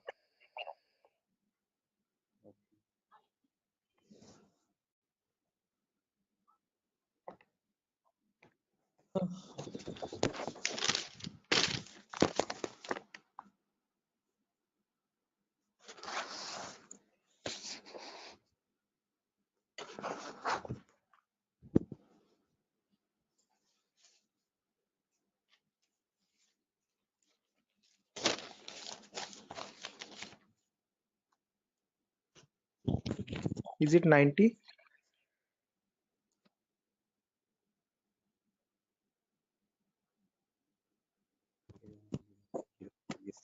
It will be 90. Correct answer, guys. 90 is the correct answer. Anyone else? Sir, are you going to provide us this text file also, or like we have to take notes in means No, handwritten notes? definitely. I'm gonna give this file at the end of the class. I'll take down all your email addresses, and on your email, I'll send this document directly. You don't need to take any separate notes, guys. I'm gonna send this document file. Just in case, as the class goes on, if you want to take down any running notes to note down any important points also, you can. Okay, but all these documents, all these notepad files will be given to you directly. Okay, so yeah, guys, I've received a correct answer from a lot of people over here. Again, as I've mentioned, just multiply the lower number with the top one and go on till the last. So this will be 2 power 0 into 0 plus 2 power 1 into 1 plus 2 power 2 into 0 plus 2 power 3 into 1, like that till the end, 2 power 7 into 0. Okay, to anywhere you have 0 over there, 2 power 0 into 0, just put that 0. 2 power 1 into 1, that's 2. 2 power 2 into 0, that's 0. 2 power 3 into 1, that's 8. 2 power 4 into 1, that's 16. 2 power 5 into 0, that's 0 again. 2 power 6 into 1, 64. And 2 power 7 into 0, 0. When you add all that up, 64 plus 16 plus 8 plus 2, you get the number 90. Anyone over here who has not got the number 90, guys, please do not feel shy. Again, if you're getting all the right answers, you're doing much great than me. In my first day, I could not solve this at all. Okay, I was a very dumb guy. So please, no shame in that. Okay, it's completely fine. Okay, because you need to get this concept very right in order to proceed with the further concepts. If you're failing at this one, it's gonna get a bit complex further down the lane. Okay, so any questions on this part, please do not hesitate to let me know. Okay, assuming everyone has got this right. With the other, yeah, exactly. The reason I'm showing you all this is to understand the range of IP addresses now. That's a great question. I was about to ask you. Again, I tell you myself, like in a real-time scenario, you would never have a necessity to convert a binary number to decimal or vice versa. But the reason why I'm showing you this is so that we can understand the whole range. So if you remember, I've told you, IPv4 addresses are 32-bit address. Okay, so in that 32-bit address, if I wanted to get the first IP address, all I have to do is put all zeros everywhere. Okay, now when you put all zeros everywhere, when you convert that, you get the final IP address as 0.0.0.0. Okay, but if you want to get the last IP now, you have to put all ones everywhere. Okay, in all the octets I've put all ones. So when I convert that, now there will be 2 power 0 into 1 plus 2 power 1 into 1 plus 2 power 2 into 1 all the way up to 2 power 7 into 1. So that would be 1 plus 2 plus 4 plus 8 plus 16 plus 32 plus 64 plus 128. So that is how you get the number 255. Okay, so the last IP in the IPv4 range will be 255.255.255.255. You will never have a number above 255. The reason being, now you know, because when you convert from binary to decimal, the maximum number you can get is 255 only. So you can never have an IP address like 300.250 or 700.150, something like that. Okay, that's an invalid IP. Okay, whatever IP addresses you have, those numbers will always range between 0 and 255. Okay, is this clear, guys? Everyone, why only specifically 255? Yes, yes. Any questions up to this part? Perfect. No, this is Now the maximum. Maximum. Yeah, guys, was someone asking a question? No, I just asked you. This is the maximum IP address to be connected, and maximum host to be connected. Yeah, that's the last IP address you could get in the IPv4 range, Biswajit. No, this is the like from 0 to 255 hosts should be connected, I think. Not necessarily. When we talk about IP addresses now from 0000 to 255, 255, 255, 255, we have around 4.3 billion IP addresses in total. Okay. What you're referring to is classes, guys. Class A, B, C. In class C, you can connect only 255 hosts. That is a much ahead concept. We'll reach there tomorrow. Okay. That's class C. Yeah, Vidyadhar. Exactly. Okay. So we have not come up to there, guys. So let's not jump ahead. That might confuse the other students. Okay. So we'll go in a very slow pace. Okay. We'll go step by step. Okay. Let's try to now we know the range of IPs. We know what IPv4 addresses are, how they look like. Okay, and what are the total like numbers, where are they starting from, and what maximum number can they hold. Okay, we know they start at 0000 and they end at 255, 255, 255, 255. Now in between these two numbers, how many addresses do we have is the main question. Okay, how many IPs are there? Okay, so for that, let's try to understand the sequence of sequence of IP addresses. Okay, and again, to understand sequence of IP, there are two simple rules. Rule number one is always start with the rightmost value. So if this is the first IP, 0000, next IP will be 0001, next IP 0002, next IP 0003, next IP 0004. This will go on up to 000255. Okay. After that, can I have an IP like 000256? Is this possible? No. Yes, this is not possible because 255th is the last IP that you can get in any octet. You cannot get a number above 255, guys. It is a very golden rule that you have to remember. Okay. Now, once this octet has reached the maximum value, there comes the rule number 2. Only after the rightmost octet has been completely filled, then go to the left value. Okay.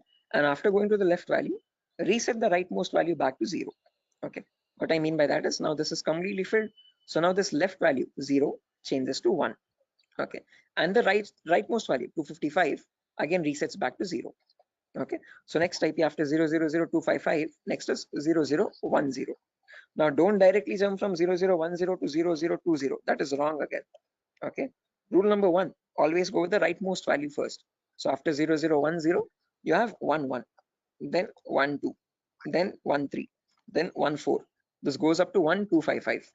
Okay, after that 20, then 21, then 22, then 23, then you have 2255, then 30, 31, 32, 33, then 3255. Like that it will repeat again and again and again, and somewhere you'll have 2550, 2551, 2552, 2553, 255, 255. Now both these octets are filled, guys, as you can see. Okay, again rule number 2, once the Sir, rightmost octets are filled, what yeah, it signifies? those are the IP addresses, guys. Okay, so those are the IPs that devices can get in total. Okay. Okay, sir, continue. Right, again, doesn't signify anything. I'm just showing the sequence of IPs. Okay, how do IP addresses progress from one another, one after the other, one after the other. Okay, like after number 1, you have number 2, number 3, number 4. Like that, I'm showing you how IP addresses cycle one after the other. Okay, after Sir, 255, 255, yeah. is this class C or class B? This is the whole range of IP addresses. We have not come to classes, so forget that classes exist for the time being. Okay, I have not discussed what classes are. Okay, I have not discussed. I have not brought up the word class. Okay, so for the time being, just forget the word called class. When I come into it, then get reminded of it again. Okay, Biswajit, do not confuse yourself. I am right now just telling you how IP addresses progress from one after the other. Okay. So I'm just telling you what is the first IP. After that, what is the next IP? After that, what is the next IP? After that, what is the next IP? As simple as that. Okay. So after 00255, now this is completely filled. This is also completely filled. So now this 0 changes to 1. So after that, 0100, 0101, 0102, 0103. Then you have 10255. Then after that, this 255 becomes 0, and this 0 changes to 1. So 110, 111, 112, 113, 11255. Like that, the cycle repeats again and again and again. And somewhere you'll get 01 255, 255. Just like how we had 0, 0, 255, 255, you have 0, 1, 255, 255. Then after that, from 0, 2, 0, 0 to 0, 2, 255, 255. 0, 3, 0, 0 to 0, 3, 255, 255. Like that. 0, 255, 0, 0, 0 to 0, 255, 255, 255. Now, whatever cycle repeated from the first IP 0, 0, 0, 0 till the IP 0, 255, 255, 255, same cycle again repeats from 1, 0, 0, 0 to 1, 255, 255, 255. Same repeats from 2, 0, 0, 0 to 2, 255, 255, 255. Same from 3, 0, 0, 0 to 3, 255, 255, 255. Finally, from 255, 0, 0, 0 to the last IP 255, 255, 255, 255. Okay, so all I'm showing you is the progression of IPs. How do IPs change from one after the other? What is the consecutiveness of IPs? Okay, so if you wanted to get the total number of IP addresses, you from 0000 till 255, 255, 255, 255, it would be 255 to the power 4 because each cycle is repeating 255 times. So the total number of IP addresses would be 4.3 billion IPs. Okay, which is the number equal to 255 to the power 4. So with the other, yeah, the correct number of IP addresses would be 255 to the power 4. Hello, is that clear? Yes, sir. I understood something. Yeah. Okay, guys. Until this point, any questions, guys, for anyone? Again, do not get confused, guys. This is just to show you the sequence of IP addresses. In a real-time scenario, you would not need that anywhere. I'm just going very theoretically to get you familiar with the foundational concepts, like how IP addresses are built, how do they look like, what is the sequence of IP addresses, and so on. Going very basic. Okay. Sir, So you told. Hello. Yeah, Biswajit. Sir, you told that 4.3 billion IP addresses. That means, sir, I did not get it actually. That, yeah, again, how many IP addresses are there, Biswajit? If you remember, each octet is cycling 255 times. Okay, so this first octet, rightmost one, is going from 0 to 255. Okay, after that from 10 to 1255, again 255 times. So like that, each octet is cycling 255 times. So there are 4 octets now. So 4 octets in the sense 255 into 255 into 255 into 255. Basic permutations and combinations. Okay, and when you calculate that 255 to the power 4, you get the number 4.3 billion. Okay, so that is how we got that number. Is that clear, guys? Okay. Hello? Hello? Yes, sir. Yes, sir. I understood. Right. Perfect, guys. Now, my question to you guys is, in today's world, in the era of 2022, are 4.3 billion IPs sufficient? No. No, sir. No, sir. Definitely. Right, correct. Because the population itself is around 8 billion people, right? Close to 8 billion or 8.5 billion. 4.3 billion IPs are nowhere sufficient at all. Okay. Again, each person might use multiple devices in the network also. Okay. So that is why, to come up as a solution, they made these IPs into 2 different parts. Okay. Solution number 1 was they divided these IPv4 addresses into again 2 categories. One, something is known as public IPs, and there's another category called private IPs. Okay. This categorization, okay, or division of IPv4 into public and private IPs is known as NATing, network address translation. Okay, when they knew that this solution is also not working out, this might also still cause the IPs to go extinct, then they came up with another set of IP addresses known as the IPv6 address, guys. Okay, so not just IPv4, there's another version as well called IPv6 address, and these are 128-bit addresses. What we are seeing until now is just the 32-bit address. 128 in the sense 4 times the size, bit length size of IPv4. Okay, but in that you have trillions and trillions of IPs. Okay, not billions, but trillions. Okay, so we'll discuss IPv6 on a later date. Okay, but in today's class, we'll end it with public and private IPs. So let's try to understand what these public IPs are and private IPs are. Okay, so public IPs are the IPs given to you by your internet service provider. So in our home, we might have different broadband connections. You could be using Act FiberNet or Airtel or Tata Docomo or BSNL.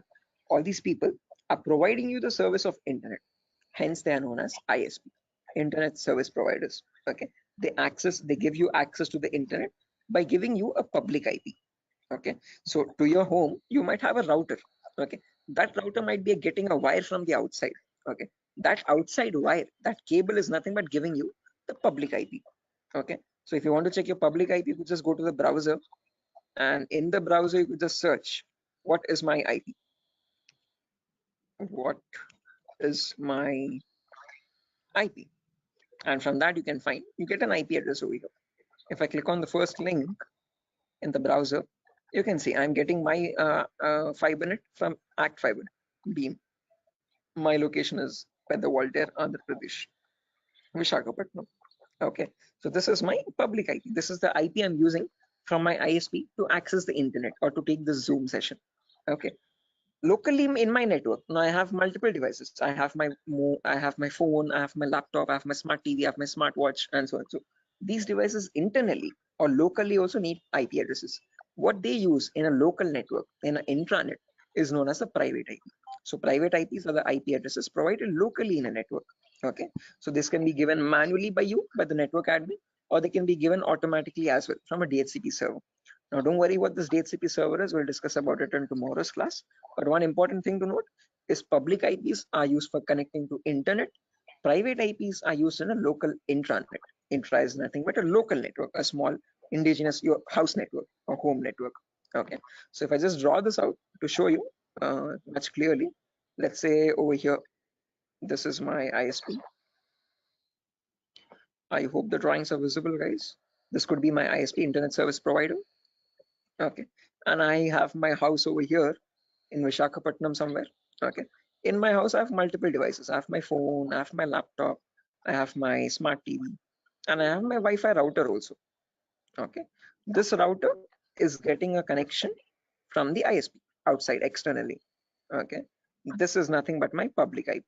Okay, this is the public IP part. Oh, sorry, public IP. Okay, on the intranet locally, now these devices, every device will be connected to the router internally. Okay, by giving the correct Wi-Fi router password. Okay, and these devices will get the private IPs. Okay, my phone will get one private IP, my laptop will get a different private IP, and my smart TV could be getting a different private IP. Each of them will be unique in a local network. Okay, so this is where public IPs come into play, and this is where private IPs are used in a local network. Is this clear, guys? Any questions up to this part theoretically? Hello?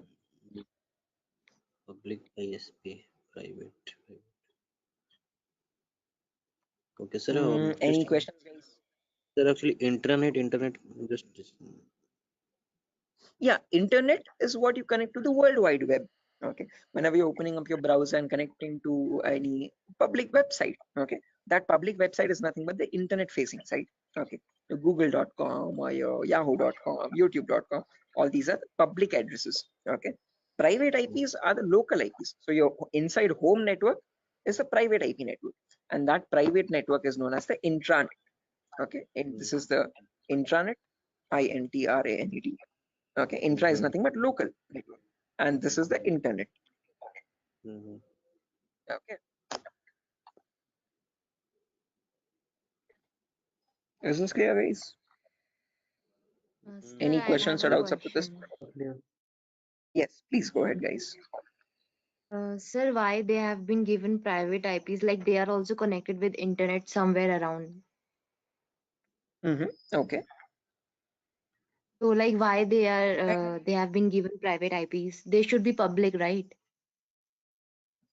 Which ones? I didn't get your point. Who's Like asking the question, guys? the devices which are in the home, they are in private IP, right? So somewhere Yeah. around they are also in connection with the ISP. So they should be Okay. public, you know. They should also be public. Yeah. So good question, Tripti, I guess. So whenever now let's notice over here. Let's say I have one phone over here, and I have my laptop over here. Okay, let's say my brother's using my phone at the moment. Or let's say this is my phone. I'm browsing Facebook from my phone. My brother is using his laptop and he's also browsing Facebook. Okay. Now each of them, when they want to connect to the internet, okay, they will use the public IP. One, let's say this public IP is something like let me draw this out. Yeah, annotate. Let's say over here, my public IP is something like 1.2.3.4. Okay. Now, whenever we want to connect to facebook.com, we will use our public IP that we are getting from our ISP 1234. And using that IP, we will go and contact Facebook. And from Facebook, we will load our pages, internet or our Facebook feed or whatever it is. Okay. Now, let's say I am also browsing Facebook. My brother is also browsing Facebook from the same public IP. Now, how does Facebook know how to send my data to my phone exactly and my brother's data to the laptop or computer he is using? Okay, up to public IP, it will reach a router. But from the router, how does the router know which is the device which is holding my phone and which is the device which is holding my brother's laptop? That is where private IPs come into play. Okay, because my phone has a unique private IP where I have my account, and my brother's laptop has his own unique private IP where that system has its own private unique address again. Okay, so private IPs are used to identify a device in a local network and send the packets exactly to that device. Are you getting the point, Tripti? Yes, sir. Got it. Okay, so public IP is used to give you access to public services on the internet. Okay, but let's say in a local network, so when you're connecting to your Wi-Fi router to access facebook.com, your packet from your phone will always reach router first. From the router, so sorry for that, from the router it goes to Facebook server, public server. But when it is coming, when the response is coming back, it comes to router with the public IP. From that public IP, how does it know where to go? How does it know which device to connect? Because in your same Wi-Fi network, there can be many devices, multiple devices at the same time, right? For that local network connection, there is where we'll be using the private IPs, importantly, in a local network to give identity to each device in a local intranet private network. Is that clear, guys? Yes, sir. Right. Sir, I have a Perfect. question. Yes. Sir, can we change a private IP address by ourselves? Yes, you can. Private IPs are in completely your control, and you can modify them according to your choice. There was another question in the chat. But why you be subnetting? Again, Vidyadhar, subnetting is only a concept to reduce the wastage of private IPs. Again, others who don't know what subnetting is, guys, do not get confused. This is a very advanced concept. We don't need to go into that depth of networking. Okay, but subnetting is where you can divide one class into multiple classes. So Vidyadhar, just to give you this answer, okay, others, just ignore this. Okay, this is you could say gibberish for you for the time being. Okay, so Vidyadhar, let's say I have 50 devices in my network, but I'm using class C. Okay, so now if I have my let's say in my organization there are two departments, one is accounting and one is sales. Okay, accounting needs 50 IPs, sales needs 50 IPs. Okay, the smallest class I can use is class C address, but in class C we can connect 255 devices. So if I remove 50 IPs from that, remaining 150 how many remaining 205 IPs are going wasted over there. So what I can do is I can break that class C into much more smaller subnets. Okay, so I can make it into two subnets where in each subnet I have again 122 devices. Okay, if I want, I can break that into 4 subnets again, where each will have again 64 IP addresses. Okay, so subnetting is just use when you want to break down smaller classes and see to it that you're not wasting IP addresses. Okay, so what I can do is I can break this class C into 4 subnets. Okay, with each 62 devices. Each. Yeah, with the other. Sir, actually, I have a question that it is not correct or that we are saying that we are wasting IP addresses or anything else, because sir, we are we have many IPs. We can use it. You can, you definitely can. Okay, but just to So not then why get confused, let's say. addresses are wasting? Sorry. Well, let's say Sir, you we have can. you have Yes, sir. 255 different networks, guys. Okay, you have Yes, sir. 255 departments. Okay, so for each department you have allotted each network 192.68.0, 192.68.1, 192.68.2. Okay, like that, and in each network you're only using 50 IPs there. Okay, Now let's say you wanted another department, 256th department there. Okay. Now can you use any of the previous networks? Because all of them are already used up from 190 to 160, 0th network till the 256th network. Now if you want to add the 256th network with another 50 IPs or 100 IPs extra, then what will you do is my question. Okay, sir. Okay. Are you getting my point? Yes, sir. Okay, so just like that, it's not like you're spending money or anything, or no, you're not what do you say, giving any charges for the IPs that you're wasting. Okay, but just so that you have more IPs, free IPs left out, which you can allot for future services or future uses. That's what I'm talking about, not wasting IPs. Okay, I guess this is Vidyadhar only who's asking the question. Sir, Tarzan here, sir. Oh, okay, Tarzan, sure. I hope this is clear. Sir, hello. Yeah, guys. Biswajit. Sir, actually, I'm unable to get the concept of private and public, because public, you are connecting to a public server like Facebook. You all are connecting to Facebook. So Okay. and One they're second. trying to One second. access.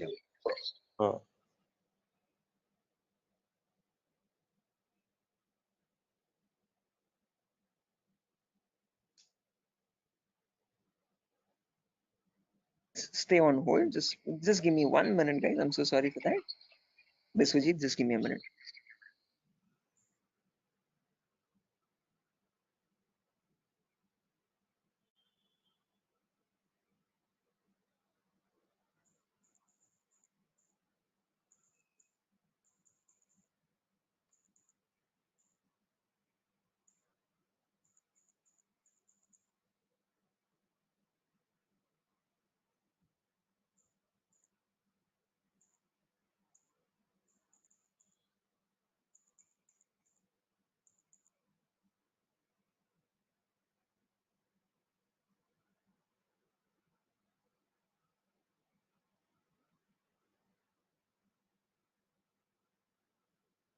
Guys, can you hear me now? I'm so sorry, guys. The Vinayaka Chaturthi thing.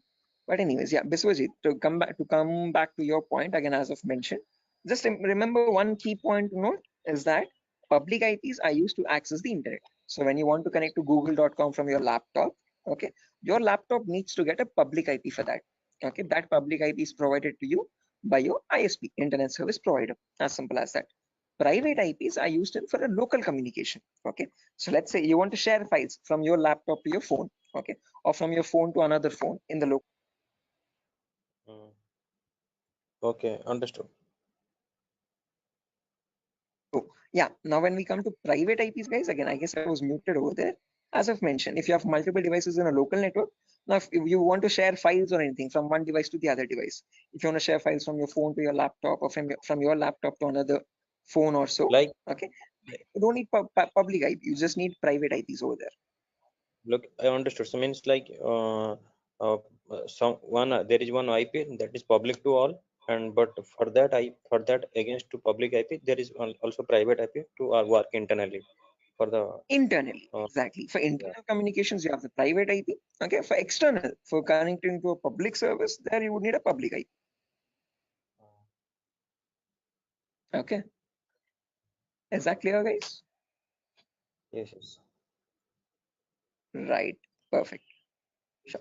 So yeah, again, that's that for today's class, guys. Nothing further to discuss. Okay. You're already Hello. past. Yeah, Prasad. Yeah, sorry to ask you like this, sir. I have joined, half an hour late to the class, so I want to know the index. No worries, Prasad. I actually myself started the class 20 minutes late today, so I'm pretty sure you haven't missed much. Okay, but let me share the index as well, just since you have asked. I have shared this in the demo session a couple times earlier. I hope you have attended the demos as well.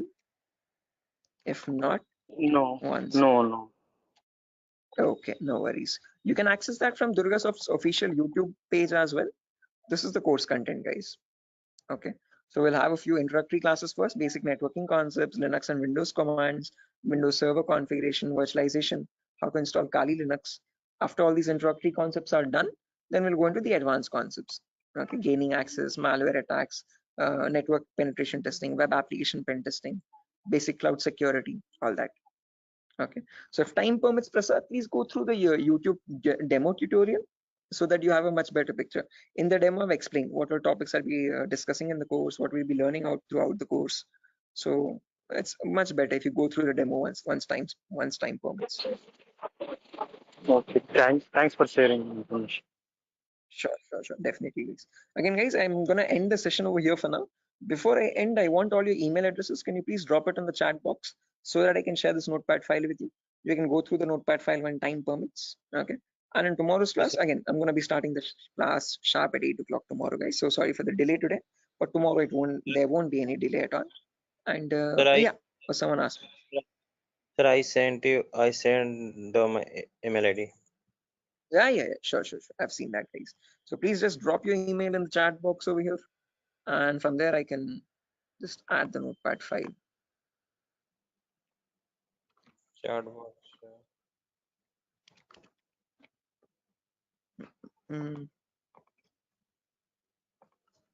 Sir, organize the chat box. I have already sent my email ID. Sure thing. Nice.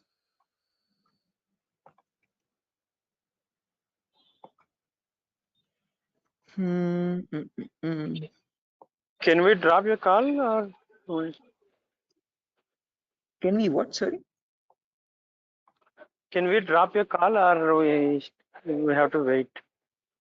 No. Once you have dropped your email, you can leave, guys. Not an issue. Okay. Once you've dropped your email in the chat box, you can leave. You can join back tomorrow at the same time, guys. Sir, are you gonna send that class from the starting demo session to now, or you will send from the today only? Sorry, I didn't get you. No, I asked you. So the today classes lecture you will send by mail, or you are gonna send from the starting demo sessions? Are you talking about the recording specifically, Biswajit? Or are you talking about just the notepad files? This is the only notepad for today's only, na? Yeah, only today's notepad. Okay, demo. Okay. I don't have a notepad file for the demo. It's just a presentation. Okay. You have the demo already on your YouTube. Okay, but you will be getting the recordings for these classes in a few days, guys. We still need to receive the payments and all. So once all the payments have been confirmed, the link is going to change. So if you have not made any payments yet, please initiate payments. And after that, we'll be sharing you the recordings as well. Until then, you'll only be getting the notepad files. Okay, sure. So I've got over here 1, 2. What is the course fee? It's 8,000 rupees, guys. Oh. Okay. Sir, Okay, I've received 4 emails, guys, over here. Okay, sure. So yeah, that's it, guys. I'm going to send the notepad file, right? Sorry. Sir, actually, I'm not getting the chat bot. I'm sorry to ask where exactly it is. You have access this from the browser, right, Ravikiran? From the link. On the top right corner, you can see this. Actually, I'm accessing it from the application, so that's why I'm not getting that. I think. Okay. On the top right corner, do you see some blurred space or blind or dots or something? Top right corner or top left corner? Anywhere? Just a second. Let me do one thing, Ravikiran. Just spell out your email. I'll note it down. I'll write it down. Yes, Deshmukh. Deshmukh. 1 second. Yes. Deshmukh. RGD. R for rabbit, G for goat, and G for goat. G, okay. G for goat. D. Okay, D. Yeah. @gmail.com. Perfect. Thank you. Okay, guys. Right. So yeah, that's that, guys. Nothing further. I've received 5 emails, and on those 5 emails, I've sent the notepad file. You can access them. And tomorrow's class will continue from where we left off. We'll discuss much more in detail about these private and public IPs. We'll discuss what these classes are, class A, B, C, D, and E. And I promise we'll discuss what DNS and DHCP servers are. Okay. So yeah, that's it, guys. Nothing further. I'll exit the session, and I'll see you tomorrow at the same time. Okay, at 8 o'clock. Okay, sure. Bye bye, guys. That's it. Bye, guys. Thank you, sir. Thank you, guys. Bye bye. Have a good day tomorrow. I'll see you soon. Thank you, sir. Good night. Good night. Good night.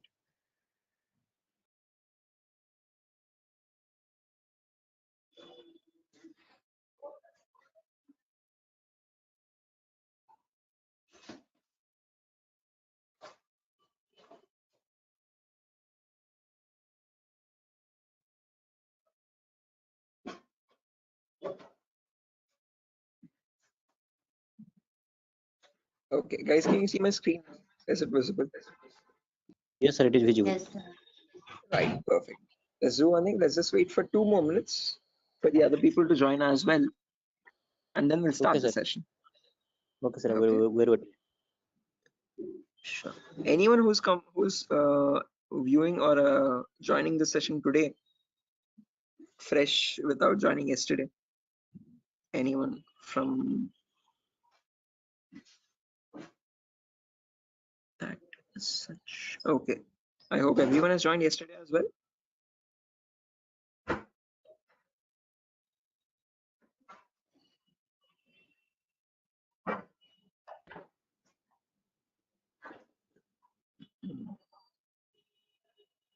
Oh, Anand, this is your first class. Achha.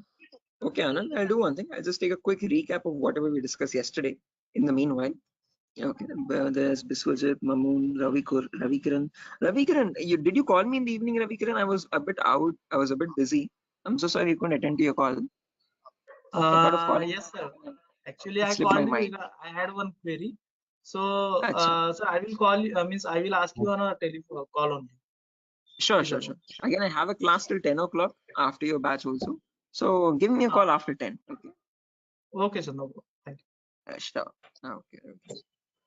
Then Shiva, Sujata, Tripti. Okay.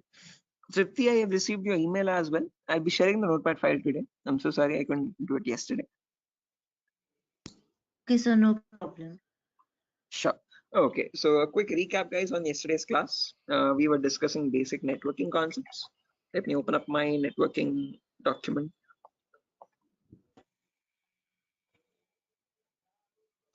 Yes. So again, we are in the first prerequisite concept, guys. We're understanding what basic networking concepts are. So Anand, what we discussed yesterday was basically IPv4 addresses. Okay. So every device has a unique identity to it, and that address is known as a IPv4 address. IP stands for Internet Protocol, and this is the 4th version of it. Okay, the ones which is successfully working even in today's world. It's a 32-bit address basically. What I mean by 32-bit is that it contains 32 zeros and ones consecutively. Okay, and then it is divided into 4 octets, each of 8 bits. Okay, so this is how the address looks like in the binary format. The binary is nothing but the language that computers understand, the 0 or 1 language. Okay, but this is not that human readable. We don't understand it that easily. What we understand is the decimal numbers from 0 to 9. Okay, so what we did or what we learned yesterday was how to convert any binary number to a decimal number. Again, quite a bit lengthy. I won't be going through that. If time permits, go through the recordings. We'll be uploading all the recordings once the payments are confirmed. Okay, so once you're joining and once you make the payment, you can access the recording for yesterday's session as well. Okay, so we have understood how to convert binary numbers to decimal numbers, and from that we got the range of IP addresses. First IP being 0000, and the last IP being 255.255.255.255. These are the IPv4 address range. Okay, and then we learned what is the consecutiveness. So what is the sequence of IP addresses? What are the 2 important rules for that? And then we have seen how many IPs are there in total, 4.3 billion IPs. So where we ended the class yesterday was we learned that these 4.3 billion IPs are divided into 2 categories, public IPs and private IPs. Okay, so this is where we worked up to, guys, in the last class. Okay, so we have to continue from here onwards in today's. So yeah, this is the new thing. Okay, so let's get started, guys, without any further ado. So if you remember yesterday, as I've mentioned, there are 2 categories, public and private. Okay, public IPs are the IPs given to you from the ISP, internet service provider. Okay, whatever ISP you have at your home, Act Fibernet or Airtel or Tata Docomo or BSNL, these all companies are known as internet service providers. They provide you or they give you the service of internet. Okay, so whenever you want to access a website, okay, which is on the internet facing side, you always need a public IP on your system. Private IPs, on the other hand, are for intranet, for local communications. Okay, so in your device, in your network, if you have your phone, your laptop, your smart TV, your smartwatch, and so and so, if each of these devices want to communicate with one another, they have to have their own unique identities. Okay, and that local unique identity is known as a private. Okay, now if you remember, I've told you that there are two categories only, but there's one more categorization. All these 4.3 billion IP are again categorized into 5 classes. Okay, why classes? I'll explain that very shortly. Okay, but just to understand, as I've mentioned, there are 5 classes. Let me draw it out and show you. Just a second, guys. Shall we write something or you? No, again, if you want a running notes, you can write side by side, guys. Okay, as I'm teaching. But if not, as I've mentioned, just like yesterday, I'll be sharing the same recording notepad file. So I've already shared the notepad file with a lot of students, whoever gave me their email addresses yesterday. If not, I'll share again. Okay. So yeah, I was telling about 5 classes, as I've mentioned. So this is how your classes are categorized. So if I take this whole big box over here, I hope the drawings are visible, guys. Let's say this whole huge box is my IPv4 addresses, the whole IPv4 range. Addresses. How many addresses do we have in total? 4.3 billion addresses. Okay. Now these 4.3 billion addresses are divided into 5 categories. Okay. So let me draw some smaller boxes. So this is the first class, class A. Then you have class B, and then class C, and class D, and class E. So these are the 5 boxes. Okay. So this is class A, as I've mentioned. Then there is class B. Then there is C, D, and E finally. Now each of these classes again are categorized into public and private IPs. We have already seen this yesterday. So this has some public and private IPs. This has some public and private IPs again, class B. Class C also has some public and private IPs. Class D and class C, there are no private IPs. All of them are directly public. So class A has a few public IPs and a few private IPs. Okay. Similarly, class B also public and private. Class C also public and private. But class D and class E, they have no private IPs. All of them are public IPs only directly. Okay. So if you want to take a screenshot or anything, guys, you can take a screenshot of this image of like a classification of IP addresses. A very simple diagram. Okay. So from this diagram, you can remember which classes have what type of IPs. Okay. So can I clear the drawings, guys? If you're done. Yes, sir. Right. Now, let's try to understand the range of each of these classes now, one by one. So as I've mentioned, the first IP starts at 0000. Last IP ends at 255, 255, 255, 255. These are my 5 classes. And guys, you have to memorize these values. Okay, these 5 lines of data. So class A starts at 0000 and this ends at 127, 255, 255, 255.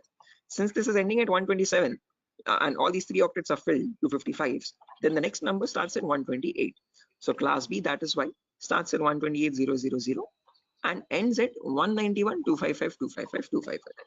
Since this is ending at 191, class C starts at 192,000 and this goes all the way up to 223, 255, 255, 255. Since this is ending at 223, class D starts at 224 and ends all the way up to 239, 255, 255, 255. And finally, since this is at 239, class C starts at 240. So all you have to remember is 4 numbers, guys. This 127, 191, 223, and 239. Easy ways to remember. On left side, you have all even numbers. Right side, you have all odd numbers. Okay, 0 to 127, 128 to 191, 192 to 223, 224 to 239, 240 to 255. Okay, on the left side, you have all zeros. On the right side, you have all 255s and 3 options. Okay. Now these are the classes: class A, B, C, D, and E. Again, in each class, if you remember, I've told you they are public and private IPs. So in class A, between 0000 and 127, there's a range 10000 to 10255 255 255. These are the public, private IPs in class A. Any IP outside this range by default is a public IP. That is a key important rule to remember. Okay, any IP between this range is a private IP. Any IP outside this range in class A is a public IP. Okay, similarly in class B also, between 128 and 191, there's a small range, 172 1600 to 172 31 255 255. This is the private IP range in class B. Any IP inside this is a private IP. Any IP outside this range is a public IP.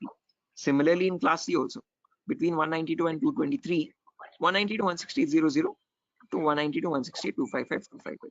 Any IP inside this range is a private IP. Any IP outside this is a public IP. Okay, so just to practice out these ranges, guys, I'm going to write down 10 IPs as examples, and you have to look at these numbers.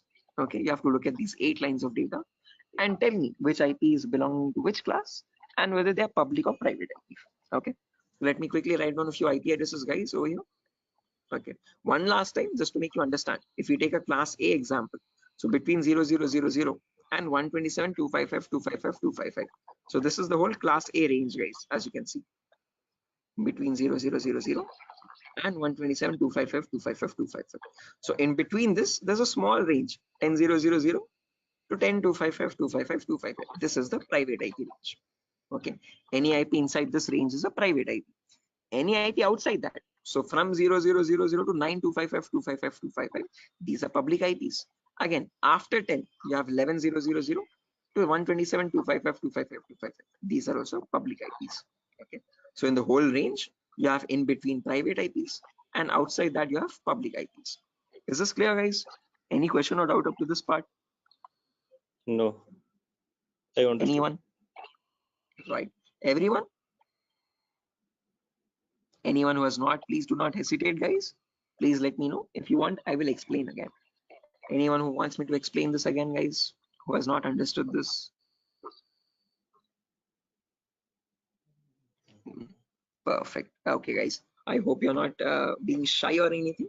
Please do not hesitate, guys. It's going to be your loss. If you want me to explain, I'll try to explain in much better formats as many times as you want. Okay, the main objective is that you do not get confused here. Okay, because these are very important foundational concepts. Okay, so what I'm going to do now is I'm going to write down 10 random IPs. You have to look at these ranges and tell me which IPs, which class, and whether they're public or private. So let me quickly write them down.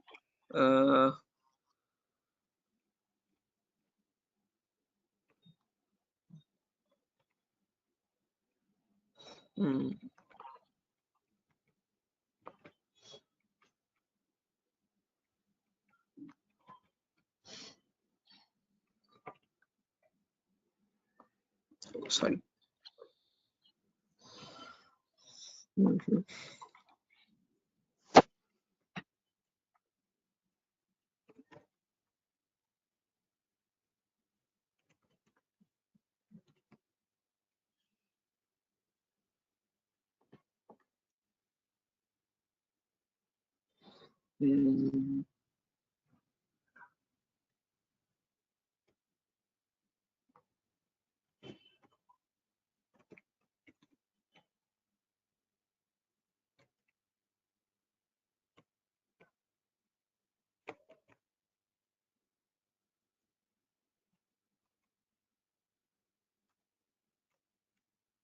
Okay, so I have 10 IPs over here, guys. Look at the first IP, 10, 20, 30, 40. Now tell me which class it belongs to first. Class A. Class A, perfect answer. Why class A? Sorry? Class Yeah, guys, A. right, perfect. Why class A? Because this is 10 dot something, and 10 is falling between 0 and 127. So that is why this is a class A address. Perfect answer. And which IP is it? Is it a public IP or a private IP? Private IP. Private IP. Perfect answer. Why specifically private?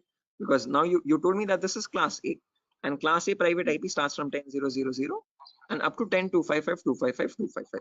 Okay, so the first octet is matching 10. After that, the remaining 3 octets, it can be any number between 000 and 255, 255, 255. So this is a private IP. Okay, next IP, guys. Class C. Sorry, class B. B for Batman. C. C. Okay, C for cat. How many of you say this is class C, guys? Everyone, or any other answers? No, the Class 190 C. plus C. Right, class C. Correct answer, guys, everyone. Sujata, was that you who answered first, or Tripti, was that you? Yes, sir. Sujata, okay, right. Okay, after that, now can you tell me which IP it is, whether it's a public IP or a private IP? 192, 168. It's a public. It's a public I IP. guess private.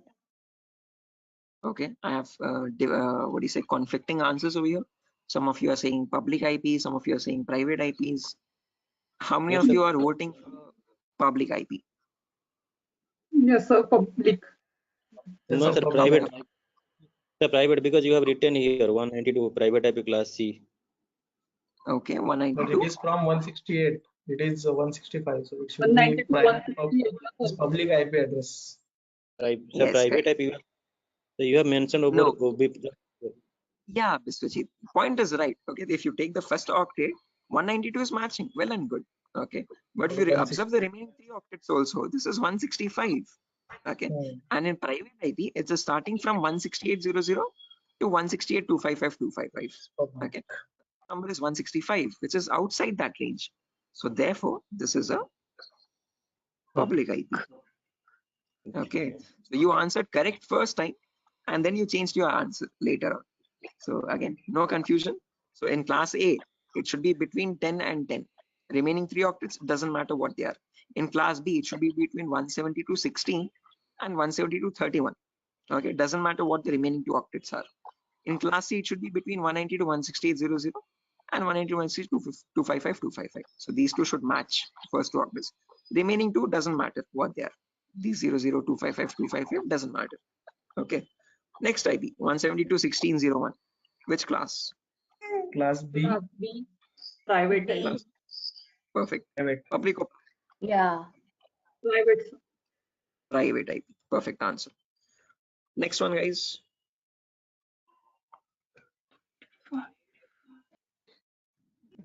Class Class D. E. Public. Class D. D. Okay, D. Public or private? The public. There is no private in class D, right?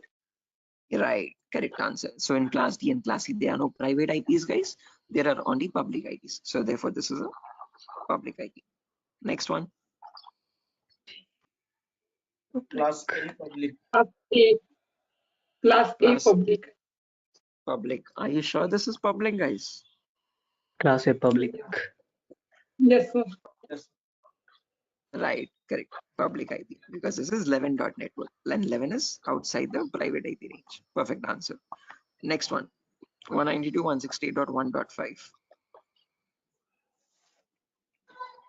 Class Class C. C. Class C private. Class C, private. Correct answer. Class C and then private. Next one. Class B. Class B. Class B Private. public. Public. Perfect. Why specifically public? Because this is 172.45. Okay. Private is from 172.16 and 172.31. And this is 45 inside the range. So that is why this is a public IP. Next one. Class B public. Class B public. Class B public. Perfect. Next one. Class D public. Class D. Class D. Public. D. Public. Correct answer. D. Public. Okay. Last IP. Class C public. Class C public. Correct answer. Okay. So what you have done over here is a great job, guys, by looking again, all the answers are right, no issues anywhere. Initially, a couple people stumbled here and there, but no worries, you have got this concept right. I hope everyone has participated in this and answered it. If you have not participated as well, I hope you are getting it in your mind right at least. Anyone who has not understood anything out of these, Is it still gibberish for anyone who is not able to make out like what is happening over here? Anyone as such? Please do not hesitate to answer, guys. This is a completely new concept. Okay. So even if you're not getting it, that's completely normal. I sucked a lot more. You're doing great. Okay. So yeah, that's that. This is a great concept. Again, what we have done over here is, guys, we have taken the help of these 8 lines. I would recommend you, if time permits, please memorize this at the earliest. As soon as you look at an IP, you have to figure out just by looking at it which class it belongs to and whether it's a public or a private IP. It's very important for us in the coming concepts. Okay. So over here, if I go to my browser and if I check for my IP, that's my browser. If I search for what is my IP, can you tell me what IP will I be getting over here? You will get public. Public IP. As you can see, it's mentioned over here. This is my public IP. 49, 204, 238, 146. Can anyone tell me which class it belongs to? That is a public IP for sure. But which class? Class. Sorry? In Okay, there's notes. some confusion. Open this notepad file. Yeah. 49.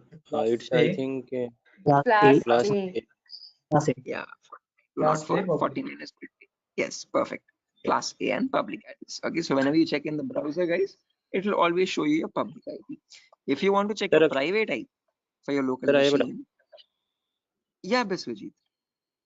Sir, in each time, whenever if someone is typing what is my IP, so every time it will show you only class A IP address. Not necessarily. You can get it from class A, B, or C.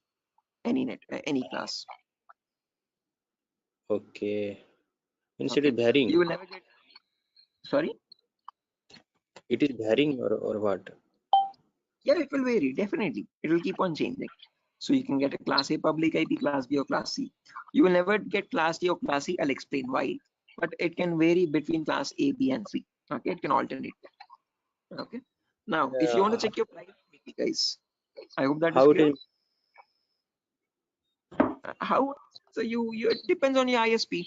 ISPs have their own set of IP addresses, and from that set, they will allot one IP to your system or to your network. Okay. So whatever IPs they purchase from the various organizations, that IPs they can add. Okay, and they will purchase IPs from any range, class Sir, A, B, or C. Sir, in total, all over in like India, all this is called everyone have select systems. So whenever they are accessing the internet, so what they are the ISP or providing their IP to this machine, public IP. Is that are you Yeah, saying? that's what. Yeah, exactly. So wherever you're accessing internet from, every internet connection needs definitely compulsorily a public IP. Okay, so in my network, if I have 100 devices, all of these 100 devices will have the same public IP because they're connected to the same router in my home. Okay, because the router is from where the ISP is giving me a line, and in that line I get the public IP. So these 100 No, like devices will have different private IPs, no, but the same public IP. so actually, sir, my question is like I am using the internet through my mobile. My mobile have Geo internet or Airtel internet, so I'm accessing through my internet from my mobile. So Airtel, so like my mobile have also IP address. So so that I was get just little confused. Definitely, your mobile will also, when you're using the Airtel SIM card, that SIM card is where you'll be getting from that SIM card a public IP. Right? That SIM card is in direct connection with your ISP over the wireless network. Okay. Right. Okay, so those also get public IPs. Whenever you want to connect to the internet, whether it be a SIM card or whether it be a home broadband connection, any of them will always get a public IP. Now, don't get confused if you get sometimes a very long IP. So that would be IPv6 addresses. Okay, sometimes you see a number IP like this. This is IPv4, and sometimes you see alphabets also when you search for what is my IP. A very long number that is IPv6, guys. Okay, usually SIM cards get IPv6 public IPs. Okay, so do not get confused with that. We have not come to IPv6 yet. We'll discuss that later on. Okay. Okay. Any questions up to this part, guys, for the time being? What is the role of these classes here? Good question. I'll be coming to that shortly. Tripti, right? Yeah. Yeah, Tripti, I'll be coming to that. Good question. It is very important that we need to understand why we have these separate classes. Why not a single class? Why we making it complicated? Okay. So yeah, we'll be coming to that very shortly. So next topic is understanding that only. Okay. So, but before that, one quick review. I've shown you how to see a public IP, but I've not shown you how to check a private IP. So if you want to check your private IP, guys, you have to open up your command prompt. And in the command prompt, you have to search for a command ipconfig. And this ipconfig command will give you the private IP. So right now, if you notice, I'm connected with my Wi-Fi network over here. Okay. So for that Wi-Fi, I'll be seeing over here the wireless interface, as you can see, wireless LAN. And that shows me my private IP over here, 192.168.0.5. Now, can you look at this IP and tell me which class it belongs to? 192.168.0.5. C. C. Right? Class Yeah. C. Perfect. Okay, 192.168.0.5. And can you tell me if it is surely a private IP or public IP? 192.168.0.5 over here. Right. Okay. As you can see, it is falling Private. between this. So that is why, therefore, it's a private IP. Okay. Now, coming to the next part, why do we need these classes? Okay, what is the necessity? Why not one single class? Okay, so for that, we need to understand something called network portions and host portions. So I'll write down what these network and host portions are, and then we'll understand these portions one by one. Class A has one network portion and 3 host portions. Class B has 2 network portions and 2 host portions. Class C has 3 network portions and 1 host portion. Class D and Class E have no host portions. All of them are network only.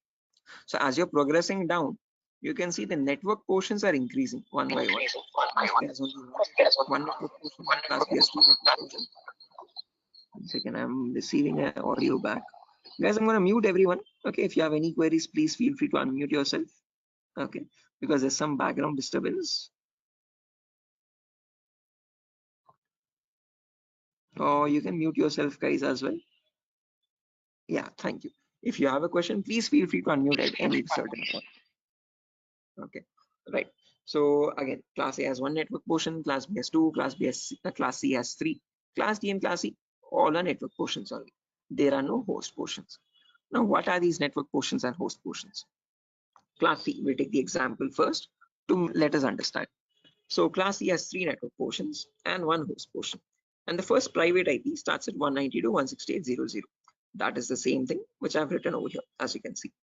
Okay, so if this is the first IP, 192.168.0.0, the first 3 portions are the network portion, last portion is the host portion.